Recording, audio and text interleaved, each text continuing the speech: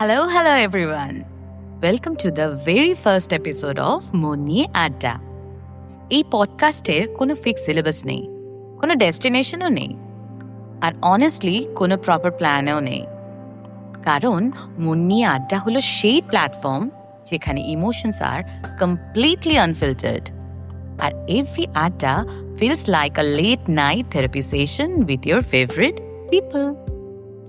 কখনো নস্টালজিয়া, কখনো horror stories, কখনো লাইফ আপডেট, আবার কখনো ওভারথিঙ্কিং, আর কখনো এমন র্যান্ডম টপিকস নিয়ে কথা হবে যেগুলো শুরু হবে এক জায়গায় কিন্তু শেষ হবে সম্পূর্ণ অন্য জায়গায়। আমরা চারজন ফ্রেন্ডস, বলা ভালো চার মূর্তি, আর এই পডকাস্টটা আসলে আমাদের সেই এন্ডলেস আড্ডাগুলোর এক একটা extension. So whether you are traveling, studying, doing absolutely nothing, or just scrolling through life, welcome to the Adda. Now sit back, relax, and let's start our very first conversation. Ami Donna, host for the podcast, আর আমার সঙ্গে রয়েছে আরো তিন মূর্তি। আমি রণ, আমি অয়ন, আর আমি সায়ন। সায়ন হচ্ছে আমার watch partner and also partners in crime. আর আমরা হচ্ছি এদের দুজনের ঝগড়া থামানোর লোকজন, যারা রেফারি হয়। জীবনে কোনোদিন বেটার রেফারিং হয় না, কার্ড তো বেরোয় না। কার্ড এখানে বার করার ক্ষমতা কি আমাদের আছে? তো প্রথম দিনে আমরা কি নিয়ে কথা বলতে পারি? না, আমরা কথা বলবো কেন, মানে আমরা হঠাৎ করে এলাম কেন এখানে? মানে আমাদের কি কথা কেউ শুনছিল না? না, আমাদের কথা আমরা শুনছিলাম বলেই আমাদের মনে হলো যে আমরা যে আড্ডাটা মারছি সেটা বাকি সবাই যদি শোনে আমাদেরও ভালো লাগবে, আর আমরা আরও কি নিয়ে আর এক্সট্রা করে সেই আড্ডাটা বানাতে পারি সেটার বিষয়ে আমরা আইডিয়া পেতে পারি। আমাদের এই আড্ডাটা বেসিক্যালি নির্ভেজাল আড্ডা, তাই তো? একদম একদম। এতদিন পর্যন্ত আমরা বন্ধ ঘরের মধ্যে বা বাইরে গিয়ে আমরা আড্ডাটা মারতাম। এইটা হঠাৎ করার আমাদের আইডিয়াটা এই কারণে এসেছে কি, এই যে আড্ডার পার্টটা হিসেবে আমরা বাইরের অডিয়েন্সকেও ইনক্লুড করতে চাই। তাদেরও যদি কিছু শেয়ার করার থাকে, তাদেরও কিছু বলার থাকে, অবশ্যই আমাদের সঙ্গে শেয়ার করতে পারে। তাহলে আমাদের এই বন্ধুর সার্কেলটা, মানে বন্ধুত্বের সার্কেলটা আরো বড় হবে। বিং অনেস্ট, আমার একটা জিনিস বলতে ইচ্ছে করছে। অবশ্যই, সেটা হচ্ছে যে আমরা আর কিছু করতে পারি না, তাই আমরা আড্ডা মারি। একদম। বাঙালির তো এটা রক্তে রয়েছে, আড্ডা মারাটা। মাছে ভাতে বাঙালি, তার বাঙালি আড্ডা মারে। একদম।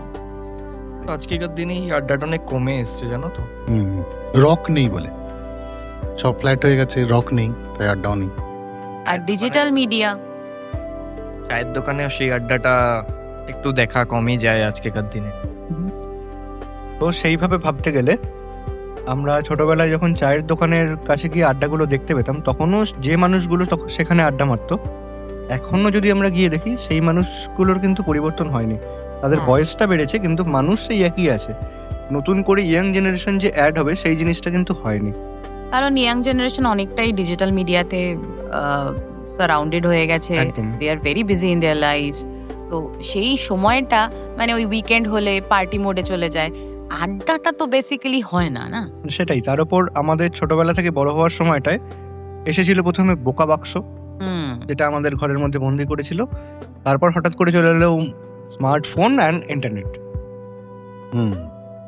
না, আমার আর একটা জিনিস মনে হয়, সেটা হচ্ছে যে এই যে আড্ডার যে চলটা, সেটা হয়েছিল হচ্ছে সারা দিনে একটা কাজের সময় থাকতো, সকাল 10টা থেকে বিকেল 5টা 6টা অবধি একটা কাজের সময় থাকতো। তারপর একটা টাইম পেত মানুষজন যখন এই আদান প্রদান করার জায়গা ছিল। রবিবারের একটা আড্ডা ছিল, প্লাস আর একটা জিনিস ছিল যে সকালবেলা চায়ের আড্ডা। এবার এই যে সময়কালটা আমাদের নিজেদের যে ঘর বাড়ি চালাতে গেলে যে রোজগারটা করতে হয়, সেটা রোজগার করতে আমাদের প্রায় 12 ঘন্টা বাড়ির বাইরে থাকতে হয়, এবং এইটার পরে যে এক্সর্শনটা হয় তাতে আমাদের এসে আর প্যাঁচার পাড়তে ইচ্ছে করে না। ফলে আস্তে আস্তে আমার মনে হয় যে এই যে আড্ডাগুলো, এই যে পাড়ার রক ক্লাব, তারপর এই বাকি আড্ডাগুলো আস্তে আস্তে কমে যাচ্ছে। তার উপরে এখন যে জেনারেশনটা, মানে জেনজি যাদের বলা হচ্ছে, তাদের মধ্যে এই ফোন ঘাঁটতে ঘাঁটতে এরকম একটা সিচুয়েশন চলে এসে তারা একাকিত্বটাকেই বেশি ভালোবাসতে শুরু করেছে। না, জেন জি কে না এরকম ভাবে বলাটা একটু ভুল আমার মনে হয়। কারণ হচ্ছে যে আমি যা রিপোর্ট দেখলাম সেটা হচ্ছে জেনজিরা নতুন এবং ডিজিটাল বহু জিনিসকে ওরা ব্যাকড্রপ করে দিচ্ছে। কারণ বলছে যে এতে কোনো অরিজিনালিটি নেই। একটা জেনারেশন ছিল আমরা মিলেনিয়াল, এরপরে যেটা জেনারেশন মানে ওয়াই আর কি, জি এর আগের যে ওয়াই জেনারেশন যারা, তারা কিন্তু এই নকল ব্যাপারটাকে ভীষণভাবে অ্যাডাপ্ট করেছিল। জি বা আলফা যারা আসছে আর কি বেসিক্যালি, তারা কিন্তু এটাকে খুব একটা বেশি ভালো চোখে দেখছে না। তারা প্রথম কথা হচ্ছে, সবচেয়ে বড় কথা হচ্ছে ইয়ারপড ইউজ করা বন্ধ করেছে। মোস্ট অফ দি জেনজি আমি দেখছি যে তারা কেবল হেডফোনে আবার ব্যাক করেছে। দেখ জেনজি ওরা কিন্তু প্রচন্ড career oriented, not only career, আমাদের চেয়ে অনেক এইটা বেশি কিন্তু- সেন্সেবল। একদম দে আর ভেরি সেন্সিবল। তাহলে কি এরকম মিস করে ওদেরও মনে হয় এই যে একটা সময় এতগুলো বন্ধু, আমাদের যে বন্ধু সংখ্যা, মানে আমাদের আড্ডাতে আপনারা পরেও দেখতে পারবেন যে আমাদের এত বন্ধু মাঝে মধ্যে আড্ডা দিতে আসে, কিন্তু ওদের হয়তো বন্ধু সংখ্যাটাই 2 জন। মানে ওই আমার স্কুটিতে পেছনে একজন যেহেতু বসতে পারবে, বন্ধু আমার একটা, মানে বেস্টির বাইরে কোনো বন্ধু নেই। অলওয়েজ একটা সোলো জায়গাতে কাজ করে। এবং ওই ওদের আড্ডা মারার জায়গাগুলোও চেঞ্জ হয়েছিল, হয়তো ক্যাফে একটা আড্ডা মারা, আমরা যেমন মাঠে ঘাটে আড্ডা মেরেছি, গঙ্গার ধার, এটা আমাদের আড্ডার জায়গা ছিল। মানে এমন কোনো আড্ডার জায়গা যেখানে আমায় বসতে গেলে কোনো কাঞ্চন মূল্য দিতে হবে না একদম। কিন্তু এখন এদের এটা স্টেটাস সিম্বল হয়ে গেছে না, যে মানে একটা ভালো জায়গায় না গেলে, এটা সেলফি না তুললে, একটা ভাইব না পেলে। একদম একদম। কিন্তু তবে গঙ্গার ঘাটে কিন্তু এখনো সেই ভিড়টা দেখতে পাওয়া যায়। আমার তো মনে হয় যে গঙ্গার ধারে বসে উল্টো দিকের যে দিকটা রয়েছে সেটার দিকে তাকিয়ে সেই গঙ্গার হাওয়া, এই ব্যাপারটার সাথে বসে একটা চায়ের কাপ হবে, তাতে একটা বিস্কুট হবে, অ্যান্ড নিজের একদম ছোট্টবেলার বন্ধুগুলো, এই সময়টা কাটানো কিন্তু ক্যাফেতে গিয়ে হবে না। যতই যা বলো, প্রকৃতির যে হাওয়া আর এসির হাওয়ার মধ্যে তো ডিফারেন্স আছেই। না, বলে রাখা ভালো যে আমাদের সবার মধ্যে, মানে এই টোটাল চারজনের মধ্যে অয়ন কিন্তু সবচেয়ে ছোট। আর বলা ভালো ও জেনজি একদম শুরুতে আমি একদম এদিক ওদিক হয়ে রয়েছি। একদম। হাত পা তোমরা টেনে রেখেছো, কিন্তু পাটা সেই জেনজির মধ্যে পড়ে আছে। 2 বার ভোট দেওয়া হয়ে গেছে আর কি। দুবার কোথায়, বেশি। ও অয়ন হচ্ছে প্রথমটা ছাপ্পা। অয়ন লোকজনকে বলতে গিয়ে যেটা বললো সেটা হচ্ছে চায়ের কাপ হাতে নিয়ে গঙ্গার ধারে বিস্কুট। অয়ন কি চা খায়? ওই আমি আছি ওদের সাথে একটু সময় দেওয়ার জন্য। ওরা চাটা খায়, আমার দেখতে ভালো লাগে। আমার তো মনে হয় ওই মাটির কাপে আমি কফিটা প্রেফার করি। ঠিক আছে, কাপে নয়, ওটা মাটির ভাঁড়ে। ওই হলো। বুঝতেই পারছেন আপনারা কিরকম জেনজিকে নিয়ে আমরা আড্ডা দিতে বসেছি, যে মাটির কাপে কফি খায়। হ্যাঁ, এবং one of the richest coffee আর কি। মানে আমাদের 10 টাকায় হয়ে যেতে পারে, ওর 40 টাকা লাগা কফি। না, অত দামি কফি খাই না। অয়নের প্রবলেমটা হচ্ছে এমন মাঝখানে এসছে না, ওই দিকে যেতে পারছে না ওই দিকে যেতে পারছে, এইটা হচ্ছে অয়নের প্রবলেম। নেশা থেকেও দূরে থাকে, জেনজিদের যেটা সবচেয়ে বড় জিনিস। একদম, বেসিক্যালি খুব ভালো ছেলে, ভীষণ ভালো ছেলে। कुछ तो हानिकारक है, वो बोलने का नहीं है इधर। নেই, বিলকুল भी না। না, আমি একটু আমার অডিয়েন্সকে এটাও বলে রাখি যে এই পডকাস্টটার নামই হচ্ছে মন নিয়ে আড্ডা। কেন মন নিয়ে? কারণ মনের মধ্যে কিন্তু আমাদের অনেক ইমোশনস থাকে, যেটা আমরা কখনো এক্সপ্রেস করতে পারি না, বলতে পারি না। আড্ডার মধ্যে এলে সেটা একদম সবার সামনে আমরা আমাদের মনটা খুলে রেখে দিতে পারি। কারণ আড্ডা কিন্তু আমরা সবার সঙ্গে মারতে পারি না। Do you agree? একদম একদম একদম। এখানে বলা ভালো যে আমাদের 4 জনের 4 রকম বয়স। যেরকম আমি 32, অয়ন 26, সায়নদা 40, প্রাচীন প্রাচীন। আর আমি আমার বয়স বলবো না, মেয়েদের বয়স বলতেও নেই, জিজ্ঞেসও করতে নেই। হ্যাঁ, এদের বয়সটা দরকার পড়ে না। আমাদের বয়স যাই হোক, ভাইবটা মোটামুটি একরকমই কাজ করে। সবাই যখন বাচ্চা হই তখন বাচ্চাদের মতো একটা চকলেট নিয়ে মারামারি করি, যখন ভিজতে ইচ্ছা করে তখন সবাই মিলে একসাথে বৃষ্টিতে সেই ছাদে গিয়ে মাঠে গিয়ে ভিজেও নিই, আর আড্ডা মারার সময় সবাই এক জায়গাতেই চলে। না রে, আমার মনে হয় আমরা এখনো ইম্যাচিউর, জানিস তো, এখনো বড় হইনি, ও সেই বাচ্চা ব্যাপারটাই রয়ে গেছে। মানে দিল তো বাচ্চা হেজি। একদম। এই বাচ্চা থাকাটাই ভালো, জানো তো। যতদিন না বাচ্চাই বড় আছিস। হচ্ছি, তুই বাচ্চাই আছিস অয়ন এখনো। মানে আমাদের মধ্যে সবচেয়ে বেশি মুড সুইং তো ওরই হয়। না, এখন মুড সুইং এর এখন চেঞ্জ হয়েছে। এখন গরমকাল বলে মুড সুইংটা কম হচ্ছে। আসুক, গরমকালের জন্য না, এখন আমাদের 4 জনের মধ্যে মুড সুইং অন্য একজনের বেশি হচ্ছে। আয় আমার দিকে আয়। না, সেটা কিছুটা ভালোর জন্য, কেউ কাউকে ঝাড়ছে, এটাও তো হচ্ছে। যাই হোক, এত কোয়েশ্চেন মার্ক দেওয়ার দরকার নেই। অডিয়েন্স বলবো না, শ্রোতারা হয়তো ভাববে যে এরা আমাদের পেছনে অনেক কিছু করে যেটা বলে না। অনেক হিডিয়াস ব্যাপার রয়েছে এদের। প্রথম দিনই সবকিছু রিভিল করবো না। না শ্রোতা ক্রমশ কেন প্রকাশ। বলছিস, আমাদেরই তো এক্সটেনশন না ওরা। হুম, আমি হুম, তো হুম। ওটাই প্রথমে বললাম একদম। যে আমাদের প্রথম দিন বন্ধু। তো এখন শ্রোতা, তারপর আস্তে আস্তে বন্ধু হয়ে যাবে। নিশ্চয়ই, কারণ আই থিঙ্ক আমরা যেই সমস্ত আড্ডা মারবো বা আমাদের আড্ডা টপিক বা এক্সপিরিয়েন্সেস যা যা আমরা শেয়ার করব, সেটা সবাই মানে মোরলেস লাইফে কোনো না কোনোভাবে রিলেট করতে পারবেন, এটা আমার ধারণা। ওয়ার্ল্ড কাপ তো চলছে, একদম। কিরকম কিরকম শুরু হলো জাস্ট। এই রে, সবাই কি ওই 799 এ আটকে আছে নাকি? এই ব্যাপারটা জানি না, তবে যে খবরটা মানে রেকর্ডিং শুরু হওয়ার আগে শুনলাম, সেটা হলো সবাই তো খেলার জন্য রাত জেগেছে, আর হুম। কেউ একজন হয়তো খেলা দেখবো বলে রাত জেগেও সে রান্নার ভিডিও দেখে ঘুমিয়ে পড়েছে। হ্যাঁ, মাস্টার শেফস। হ্যাঁ, দেখ আমারটা ভালো লাগে।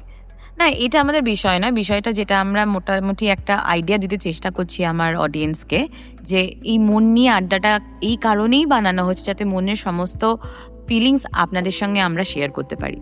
আমাদের কিন্তু এই যেই কথাগুলো আমরা বলবো সেটা কিন্তু খুব সাধারণ, মানে আমরা আড্ডা মারি এভাবে। তো নিতান্ত এই নির্ভেজাল আড্ডা থেকেই এই পডকাস্টটার উৎপত্তি আমাদের। বলে রাখা ভালো যে আমাদের আড্ডাতে তো বেশিরভাগ সময় ভূত চলে আসে, ঘুরে ফিরে সেই গরুর রচনার মতোই হয়ে যায়, ভূতের গল্পতেই চলে যায় আড্ডা। ভূতে আমাদের একটা অদ্ভুত টান আছে আর কি। এই গঙ্গার ধারে ভূত, হুম। যে কোনো জায়গায় এটা আমাদের অভ্যেস। লোকজনকে এই তুমি কি জানো, তুমি কি জানো, এরকম একটা। এর গল্পের তো আলাদা একটা মজা আছে। অবশ্যই গা শিরশিরানি ব্যাপারটা। হ্যাঁ। আর আমার মনে হয় না এখানে কেউ আছে যে যারা ভূতকে মানে বিশ্বাস করে না করের একটা মধ্যবর্তী জায়গাতে রয়েছে। না, সেটা অনেকের মধ্যে মানে অনেকের মতে অনেক রকমই হতে পারে। কেউ ভূতে বিশ্বাস নাই করতে পারে, কিন্তু ভূতের ভয়তে কিন্তু সবাই বিশ্বাস করে, এটা তো তোমায় মানতে হবে। ভয়টা পেতে ভালো লাগে। একদম তো একদম। যেরকম আমি নিজে পার্সোনালি হচ্ছে ভূতে বিশ্বাস করি না, বাট ভূতের ভয়টাতে ভালো লাগে। রাত্রেবেলা হলে তো রাত্রেবেলা হলে এই যে একা নির্জন রাস্তায় কোনো অন্ধকার জায়গায় ভাবতেই ভালো লাগে যে ওখানে যদি কেউ থাকে, যদি কিছু হয়, এই জিনিসটা ভালো লাগে। তো এরকম অনেক গল্পই রয়েছে সবার, আমারও কিছু রয়েছে, সেইগুলোই আপনাদের সাথে শেয়ার করব।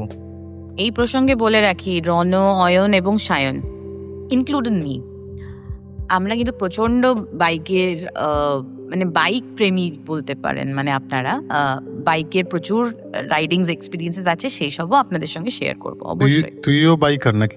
না না, আমি বাইকের পিলিয়ন রাইডার। তোর তো লাইসেন্স অন্য কথা বলছে।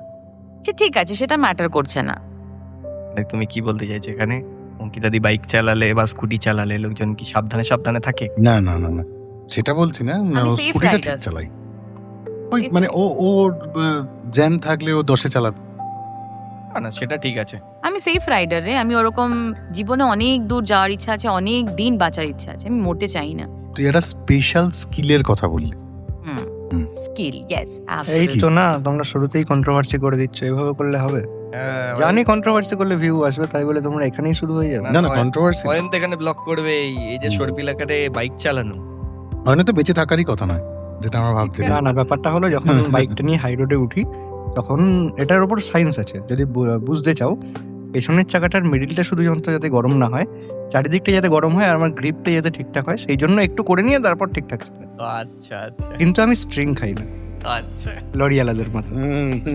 একদম এই আবার তো একদম। এই তো আবার লরিওয়ালাদের নিয়ে চলে গেলি তো।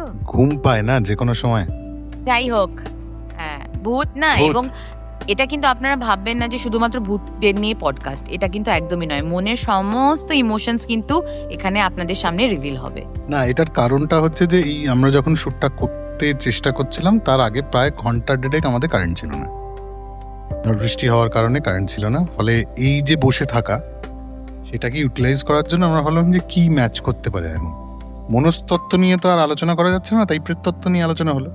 তো সেই প্রেততত্ত্বের আলোচনায় রণ যেটা নিয়ে শুরু করেছিলি, আমরা কি সেটা নিয়েও কথা বলবো? হ্যাঁ, একটু আগে তুই যে গল্পটা আমাদের বলছিলিস। আচ্ছা, তাহলে ওটাই শোনাই। অবশ্যই, প্লিজ। শুরুটা কিভাবে শুরু করা যায়, সময়কাল থেকে? হ্যাঁ, শুরুর থেকে শুরু করা। শুরুর থেকে শুরু করি। সময়টা হচ্ছে 2013 কি 14 এরকম সময়। তখন আমি ক্লাস 12 ফার্স্ট ইয়ার, এই টাইমটা। আমি থাকি কোন্নগরে। আমার যে পড়াটা থাকতো সেটা হচ্ছে কোন্নগরের লাইনের ওপারে, বাড়ি থেকে প্রায় 4 কিলোমিটারের মতো ডিস্টেন্স। সেই সময় বাইক ছিল না আমাদের,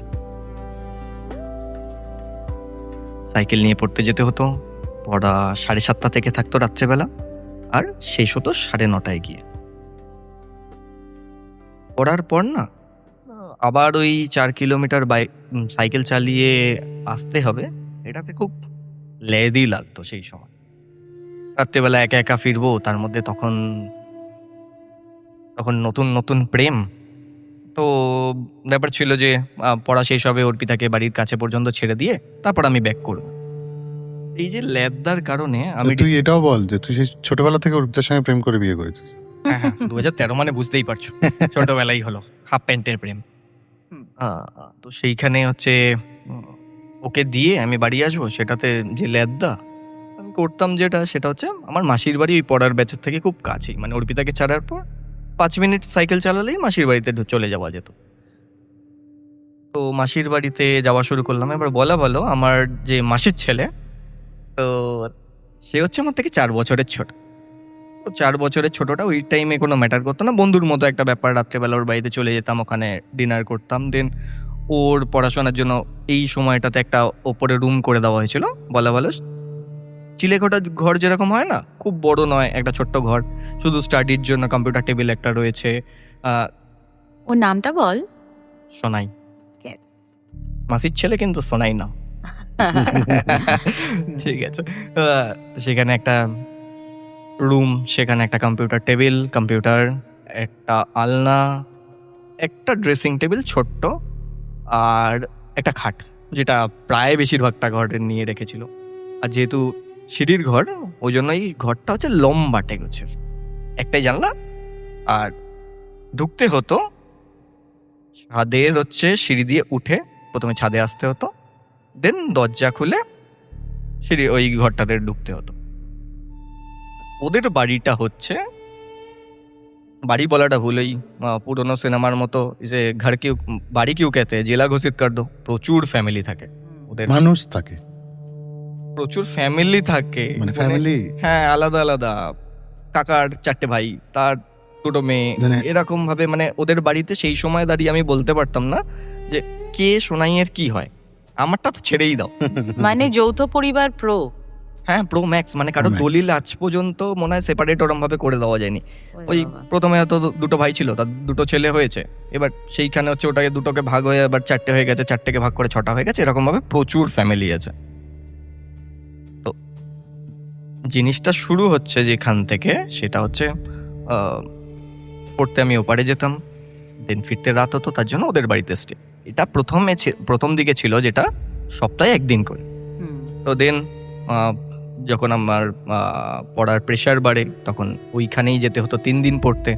এই 3 দিন যখন ওর বাড়িতে যাওয়া শুরু করলাম, তখন এটা ওর সাথে কথা বলে, ওর সাথে রাত্রিবেলাটা স্পেন্ড করে, কারণ ওদের বাড়িতে থাকলে একটা সুবিধা আমার থাকতো যে অর্পিতার সাথে আমি লেট নাইট পর্যন্ত কথা বলতে পারতাম।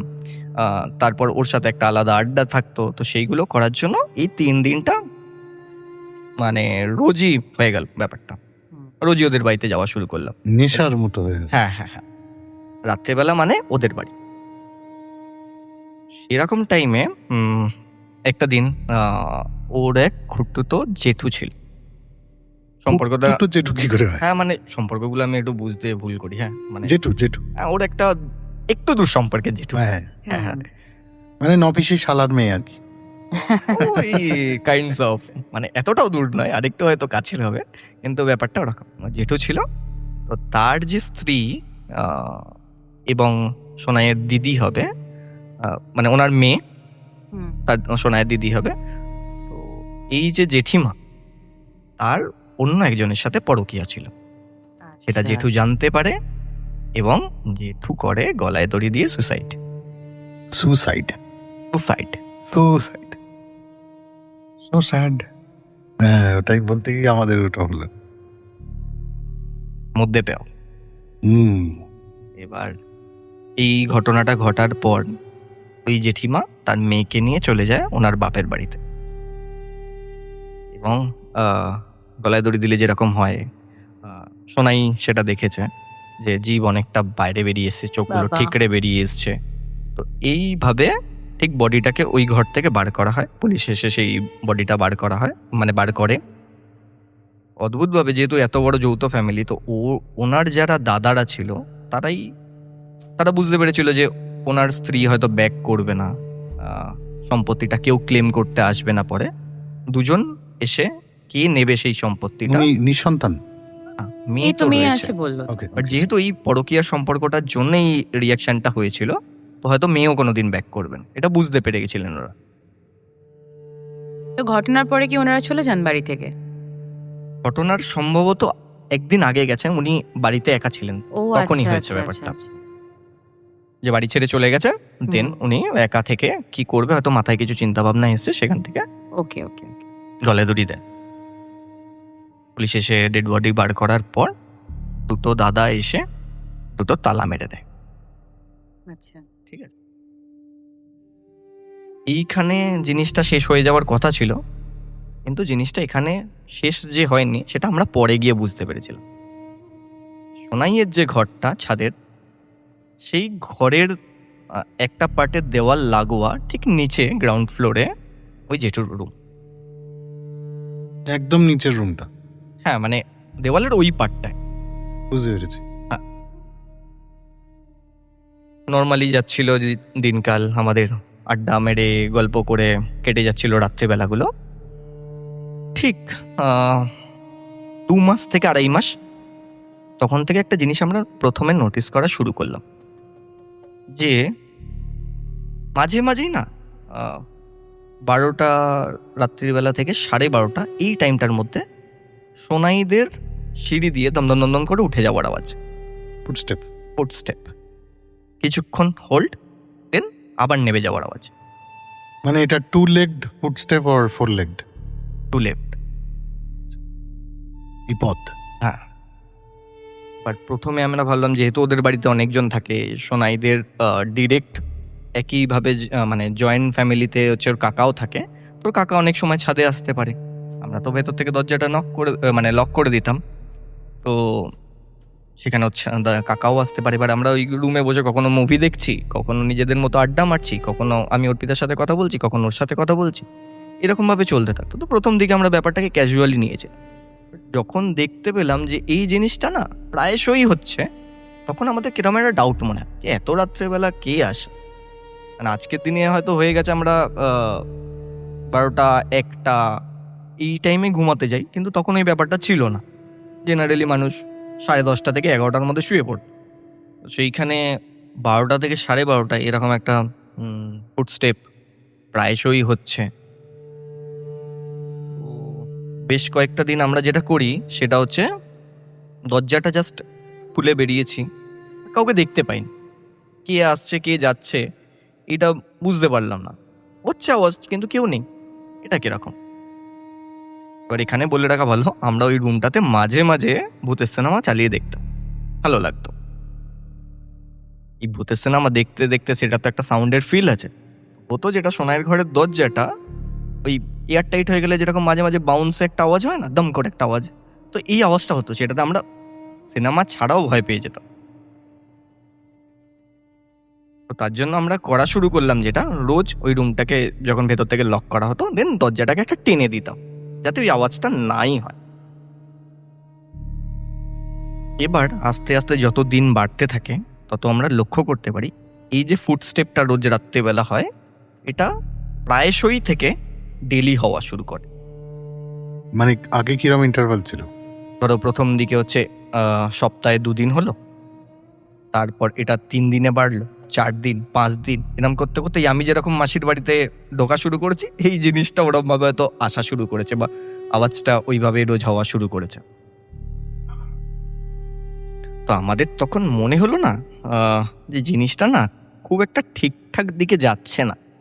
তখনও কিন্তু আমাদের মাথায় আসেনি যে অন্য কিছু হতে পারে, বাট এই আওয়াজটা একটু কনফিউজিং লাগা শুরু হলো। আচ্ছা, এই আওয়াজটা যে হচ্ছিল এটা নিয়ে তুমি মানে মাসিদের কাউকে তখন বলোনি? না, মাসিকে বলা হয়নি এবং বাড়ির লোকজনকেও তখনও জানানো হয়নি, কারণ তখন আমরা ভয়ের ব্যাপারটা পাইনি, প্রথম কথা। সেকেন্ড হচ্ছে আমরা যদি জানাই তাহলে যেটা প্রথম হবে সেটা হচ্ছে আমাদের উপরের ঘরে হচ্ছে শুতে দেওয়া বন্ধ হয়ে যাবে। একদম ওটাই হয়েছে। এবার সেই সময় হয়তো আমরা কোনো সময় আড্ডা মারছি, কোনো সময় ওই রুমে পার্টি করছি, সেটাও বন্ধ হয়ে যাবে। সব থেকে বড় ব্যাপার হচ্ছে অর্পিতার সাথে কথা বলাটাও বন্ধ হয়ে যাবে রাত্রেবেলা। তো সেই জন্য হচ্ছে কাউকে জানানো হয়নি। এবার এর সাথে নতুন যে ফিল্ডটা অ্যাড হলো, হয়তো আমরা এইরকম ভাবে কোনোদিন ভয় পেতে চাইনি, বা এই চিন্তা ভাবনাগুলো হয়তো নেই আমাদের মাথায় কোনোদিন না। ছাদে হয়তো বেরোলাম রাত্রেবেলা, দুজন মিলে এমনি গরম লাগছে হয়তো হাঁটতে বেরোলাম, বেশ কিছুদিন গা শিরশিরে একটা ব্যাপার, একটা ভয় লাগার চাপা অনুভূতি, এই জিনিসগুলো মনে হতে শুরু করলো। মানে তোরা তখন অলরেডি প্রেজেন্সটা ফিল করতে শুরু করেছিস, মানে বিশ্বাস করতে শুরু করেছিস যে সামথিং। হ্যাঁ, চারপাশে কেউ একটা রয়েছে, সেটা কিন্তু রোজ নয়, সেটা মাঝে মাঝে। কিন্তু ধরো যেদিনকে হচ্ছে আমরা হরর কিছু দেখছি, সেদিনকে হয়তো জিনিসটা হচ্ছে না আমাদের। ধরো নর্মাল যেদিনকে রয়েছে অন্য ব্যাপারেই কথা চলছে, এইগুলোর বাইরে কিছু জিনিসপত্র নিয়ে ভাবনা চিন্তা চলছে, কথাবার্তা চলছে, সেই দিনকে হয়তো এরকম কিছু মনে হলো যে ছাদে বেরোলাম, তখন হচ্ছে গাটা একটু ছমছম করছে, একটু ভয় ভয় লাগছে, মাঝে মাঝে গায়ে শিরশিরানি অনুভূতিতে গায়ের লোম খাড়া হয়ে যাচ্ছে, এই ব্যাপারটা হচ্ছে। এবার একটা দিন আমরা দুজন সিনেমা দেখছি, এবং আমরা জানি রোজ ওই টাইমটাতে আওয়াজটা হয়, গা শোয়া হয়ে গেছে। গা শোয়া মোটামুটি হয়ে গেছে ব্যাপারটা, কিন্তু তখনও কিন্তু আমরা ভয় পাচ্ছি না যে এই জিনিসটা আমাদের কিছু করতে পারে, এই জিনিসটা অন্য কিছু, এইরকম কিন্তু মনে হচ্ছে না। বাট বুঝতে পারছি যে আমরা ছাড়াও এখানে অন্য কেউ রয়েছে যে এই আওয়াজটা ঘটাচ্ছে, এবং আস্তে আস্তে আমরা বিশ্বাস করা শুরু করছি এই যে ঘরটা বন্ধ হয়ে গেছে তারই হয়তো একটা কোনোভাবে জানান দেওয়ার ব্যাপার হচ্ছে। কিন্তু আমাদের যেহেতু ক্ষতি করছে না, বা সেইভাবে ভয় দেখাচ্ছে না, বা ভয় পাচ্ছি না আমরা, তার জন্য এই জিনিসটা নিয়ে আমরা অতটা তখনও ভাবিনি। সিনেমা দেখছি, একদম দরজার ধারে হচ্ছে কম্পিউটার টেবিলটা রাখা, দুজন মিলে একই কম্পিউটারের মনিটরটা শেয়ার করছি, সোনাই হচ্ছে দরজার দিক করে বসে আছে।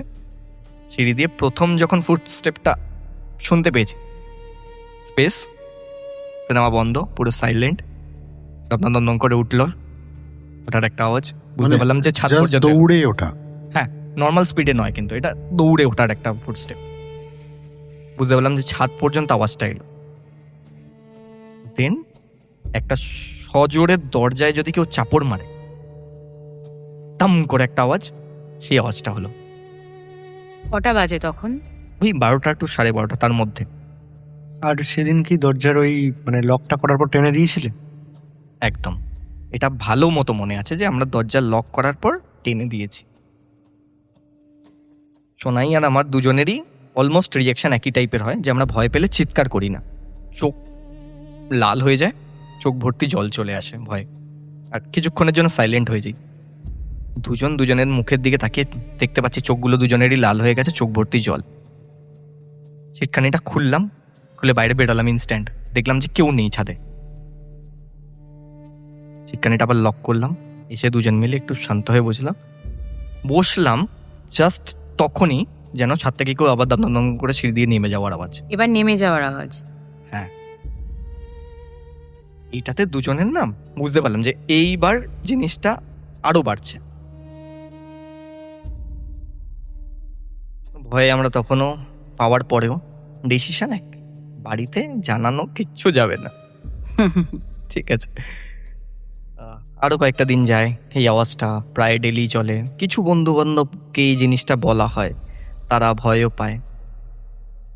তার মধ্যে আর একটা দিন, সেদিনকে সিনেমা দেখছিলাম না, আমি আর সোনাই খাটের মধ্যে, একদম খাটটা ছিল ঘরের একদম শেষ মাথায়, ঠিক আছে। আর বলা ভালো যে ওই খাটে আমরা যখন বসতাম, ঠিক খাটের যে দিকটাতে পা করে শুতাম, সেই দিকটাতে জানলা ছিল, বড় জানলা। সেইটার সোজাসুজি দূরে একটা বড় ওই ভেপার লাইটগুলো হয় না, লাইট পোস্টের, সেই ভেপার লাইট একটা ছিল। ওখানে বসে আমরা কথা বলছি, অন্য কিছু মানে আধ্যাত্মিক কিছু নিয়ে ওকে জ্ঞান দিচ্ছিলাম আমি বেসিক্যালি। তো হঠাৎ করে এই ফুটস্টেপটা হয়ে গেছে। হ্যাঁ, তো হওয়ার ঠিক 10 থেকে 15 মিনিট বাদে মনে হলো যে সোনাইয়ের যে ঘরটা সেটার একদম ফার্স্ট পার্টটাতে, মানে কম্পিউটার টেবিল যে দিকটাতে রয়েছে, সেই মাথায় কেউ যদি বড় একটা ইট নিয়ে এসে রাখে, অ্যাডভেস্টারের ঘর, মানে উপরে ছাদটা অ্যাডভেস্টারের, সেটার উপর রাখলে যে আওয়াজটা হয়, একটা আওয়াজ হলো। আমি যা বলছিলাম পুরো স্টপ, সোনাই যা যা অ্যান্সার আমাকে করছিল সেগুলো পুরো stop, pin drop Vision- silence. ভিশনটাও তখন উপরে চলে গেছে। ওপরে দুজনেই একটা ওই চোখটাকে ওপর দিকে তুলে জাস্ট ওই সোনার মতো একটা ভঙ্গিতে বসে রয়েছি। হলো যেটা, তারপর মনে হলো যদি সাউন্ডটা যেরমভাবে আমি লোকজনকে বোঝাতে পারি, ইটটাকে যদি দড়ি বেঁধে খসড়ে ঘরের এ মাথা থেকে ও মাথা টানে ওপর দিয়ে, ওই শুরু থেকে আমাদের মাথা শেষ করে, মানে মাথা কভার করে একদম শেষ মাথা পর্যন্ত চলে যাবো, গার গার গার গার করে একটা আওয়াজ। এই আওয়াজটা যেই থেমেছে, ভয়ে যা পেয়েছি আমরা তখনও, মানে কি বয়সের জন্য ওটা আমরা করেছিলাম জানি না, কি সাহস তখন আমাদের মধ্যে ছিল, হয়তো গাছ হয়ে যাওয়ার জন্যই আমরা এই জিনিসটা করতে পেরেছিলাম। আমরা করি যেটা, তখন ওই সময়টাতে একটা মই লাগানো ছিল, সেই মইটা দিয়ে আমরা ওপরটাতে উঠি, ফোনের ফ্ল্যাশ জ্বালিয়ে দেখতে পাই অদ্ভুতভাবে যে ওপরে না একটা নুড়ি পাথর পর্যন্ত পড়ে নেই, বাট জাস্ট ধরো না হার্ডলি 1 মিনিটের মধ্যে ওই আওয়াজটা জাস্ট শেষ হয়েছে। মানে বিড়াল টিড়াল এসব কিছু হতে পারে না? বিড়াল খুব সাইলেন্ট হয়, বিড়াল হাঁটাচলা করলে সেটার কোনো স্ক্র্যাচেস, সেটার মানে কোনো footstep, আওয়াজটা বন্ধ হওয়ার পর তোদের বেরিয়ে এসে ওই সিঁড়ি দিয়ে উপরে উঠে যতক্ষণ টাইম লাগে। হ্যাঁ, খাট থেকে নামতে হয়েছে, ঘরের এ মাথা থেকে ও মাথা যেতে হয়েছে, দরজাটা খুলতে হয়েছে, খুলে যত ফাস্ট ওঠা পসিবল সিঁড়ি দিয়ে, মানে মই দিয়ে আমরা উঠলাম। উঠে সঙ্গে সঙ্গে চেক করেছি, একটা কিচ্ছু পড়েনি। সেই দিনটাতে না দুজন খুব ভয় পেয়েছি। রাত্রেবেলা আমরা দুজন অনেকক্ষণ জেগেছিলাম, আর কিছু হয়নি। পরদিন আমরা যেটা করি, মাসিকে জানাই ব্যাপারটা। বাড়িতে মা মাসি এরা জানলে যা করে, না তোদের ওপরে থাকতে হবে না, ওপরের ঘরে যখন এরকম হচ্ছে তো তখন ব্যাপারটা ঠিকঠাক হচ্ছে না। বাট তখনও ওদের এইটা বলিনি যে এই কারণটার জন্য বা এই যে উনি মারা গেছেন সেটার কারণের জন্য এই জিনিসটা হয়েছে, সেটা নিয়ে আমরা কোনো কথাই বলি। এরকম জিনিস জানিস তো হচ্ছে। মাসি বলে, সিরিয়াস বলছিস তোরা? ঠিক আছে, বিশ্বাস না হলে ওপরের রুমে একদিন শুয়ে দেখ। তো মাসি আর মেশো একটা দিন ডিসাইড করে যে ওই রুমটাতে শোবে। আমার আর শোনায় তো অদ্ভুত রকম একটা মজাই হচ্ছে, যে রোজ আমরা যেটা ফিল করি তুইও আজকে দেখে নে। ঠিক 12টা বাজে, আমি আর শোনাই ওয়েট করছি যে দেখ এবার হবে। এই কথাটা বলার ঠিক 5 মিনিটের মধ্যে সিঁড়ি দিয়ে দম দম দম করে উঠে যাওয়ার আওয়াজ, একটা পজ, আবার নেমে যাওয়ার আওয়াজ। আমরা আমাদের গা সওয়া হয়ে গেছে, ভয় লাগা বন্ধ হয়ে গেছে। মাসি ভয়ে সে বলছে এখনই আমি নিচের ঘরে যাব, এই ঘরে শোয়া যাবে না, তোরাও নিচে চ, বলে রাত্রেবেলা জোর জবরদস্তি আমাদের নিচের ঘরে নিয়ে চলে আসে। দিন অনেক কিছু বোঝানো ফোজানো হয় মাসিকে যে না ওরম ভাবে কিছু করছে না, আমাদের কিছু হচ্ছে না, আমরা ভয় পাচ্ছি না। তো আমরা ওই রুমটাতেই থাকি, নিচের রুমে আমরা থাকতে পারবো না, অনেক কাজ থাকে, অনেক প্রজেক্ট থাকে, এগুলো বলে ম্যানেজ হলো ব্যাপারটা। দিন আরেকটা রাত, সোনাই ঘুমিয়ে পড়েছে, আমি জেগে ফোন স্ক্রল করছি, অর্পিতার সাথে কথাও হয়ে গেছে, অর্পিতা ঘুমিয়ে পড়েছে। আমরা যেদিকে মাথা দিয়ে শুয়েছি ওই দিকটার মুখের ওপর একটা আলো এসে পড়ছে, যার জন্য ঘরের বাকি পোর্শনটা পুরো একদম ওই বলে না নিকশ কালো এইরকম একটা হয়ে রয়েছে, ঘুটঘুটে অন্ধকার। আমার মনে হচ্ছে ঘরের ওই দিকটাতে কেউ একটা রয়েছে, ওই ডার্কে কম্পিউটার রুমের ওই মানে কম্পিউটারের জায়গাটায়, ওখানে কেউ একটা দাঁড়িয়ে রয়েছে, সে আমার দিকে দেখছে। মানে ফুল অ্যাপারেশন ফিল হচ্ছে, আমি দেখতে কিছু পাচ্ছি না, ওকে। আমার ফিল হচ্ছে যে ঘরে আমার সোনাইয়ের দুজনের নিঃশ্বাসের আওয়াজ ছাড়া অন্য কিছু একটা সাউন্ড আজকে অ্যাড হয়েছে, অন্য কারোর উপস্থিতি আর কি। হ্যাঁ এটা ফিল হচ্ছে।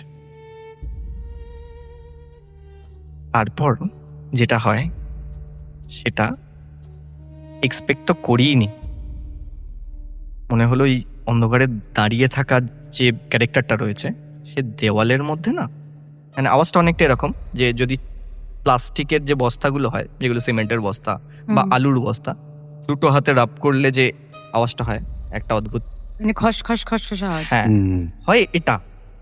আর না হলে এর খুব কাছাকাছি আওয়াজ হচ্ছে যদি বড় নোকওয়ালা হাতে কেউ দেওয়ালের মধ্যে স্ক্র্যাচ করে, বাবা, that's terrific.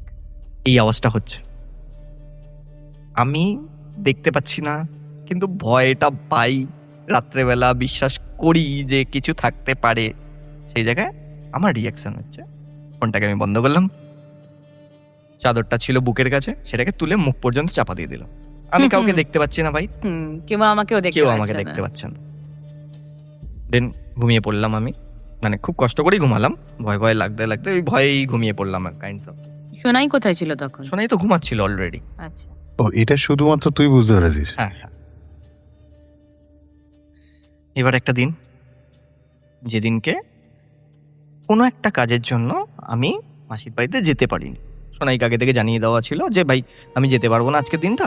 এবার অনেক সময় হয়েছে মাঝখানে যে আমি না থাকলে সোনাই ওর পাশেই হচ্ছে পিসির বাড়ি, তো পিসির ছেলেও ওর থেকে 2-1 বছরেরই ছোট, তো তাকে অনেক সময় ডেকে নিত।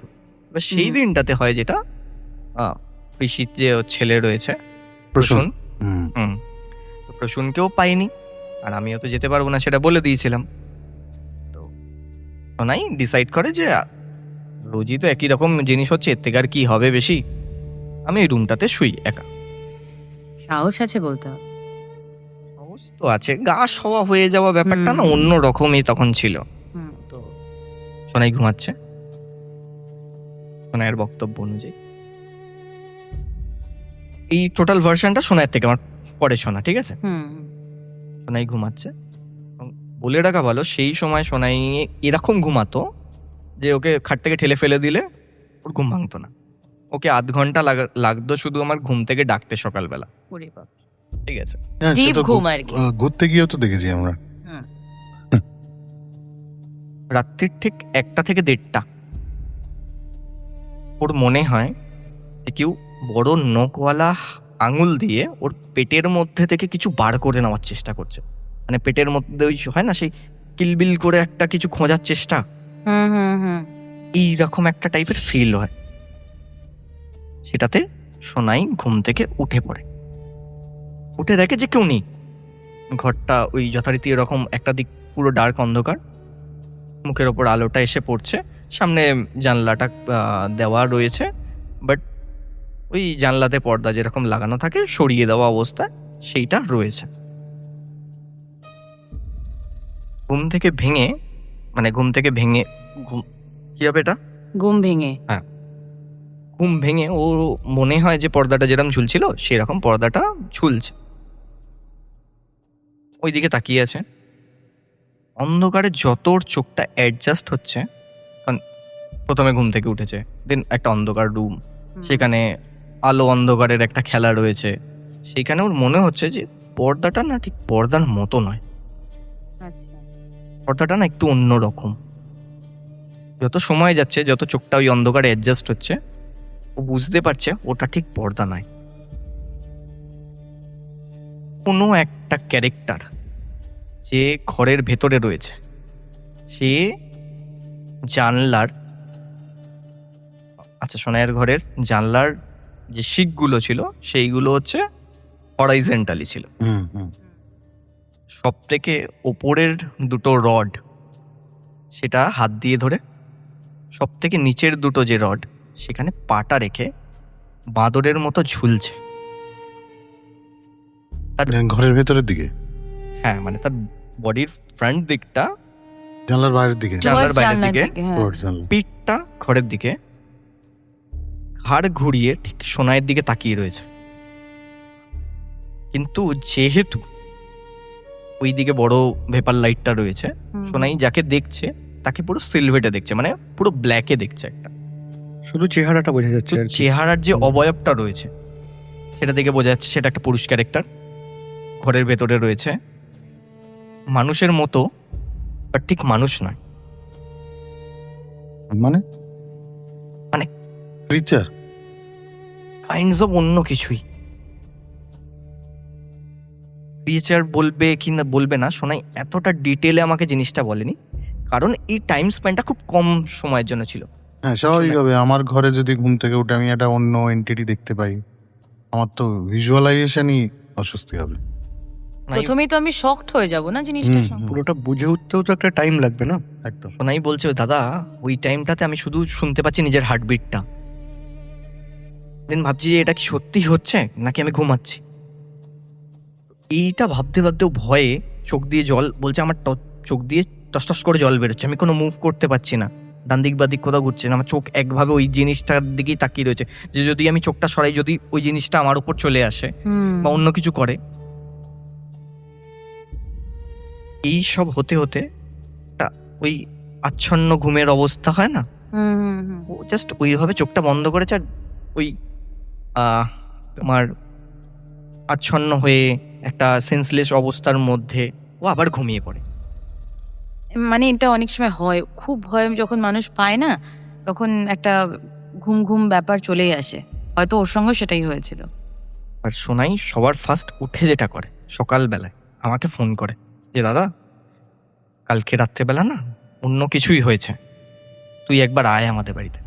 আমি যখন গিয়ে দেখি তখন ও তখন ওই ঘরের শুয়ে রয়েছে, মানে বসে রয়েছে অদ্ভুতভাবে একটা মুখ নিয়ে।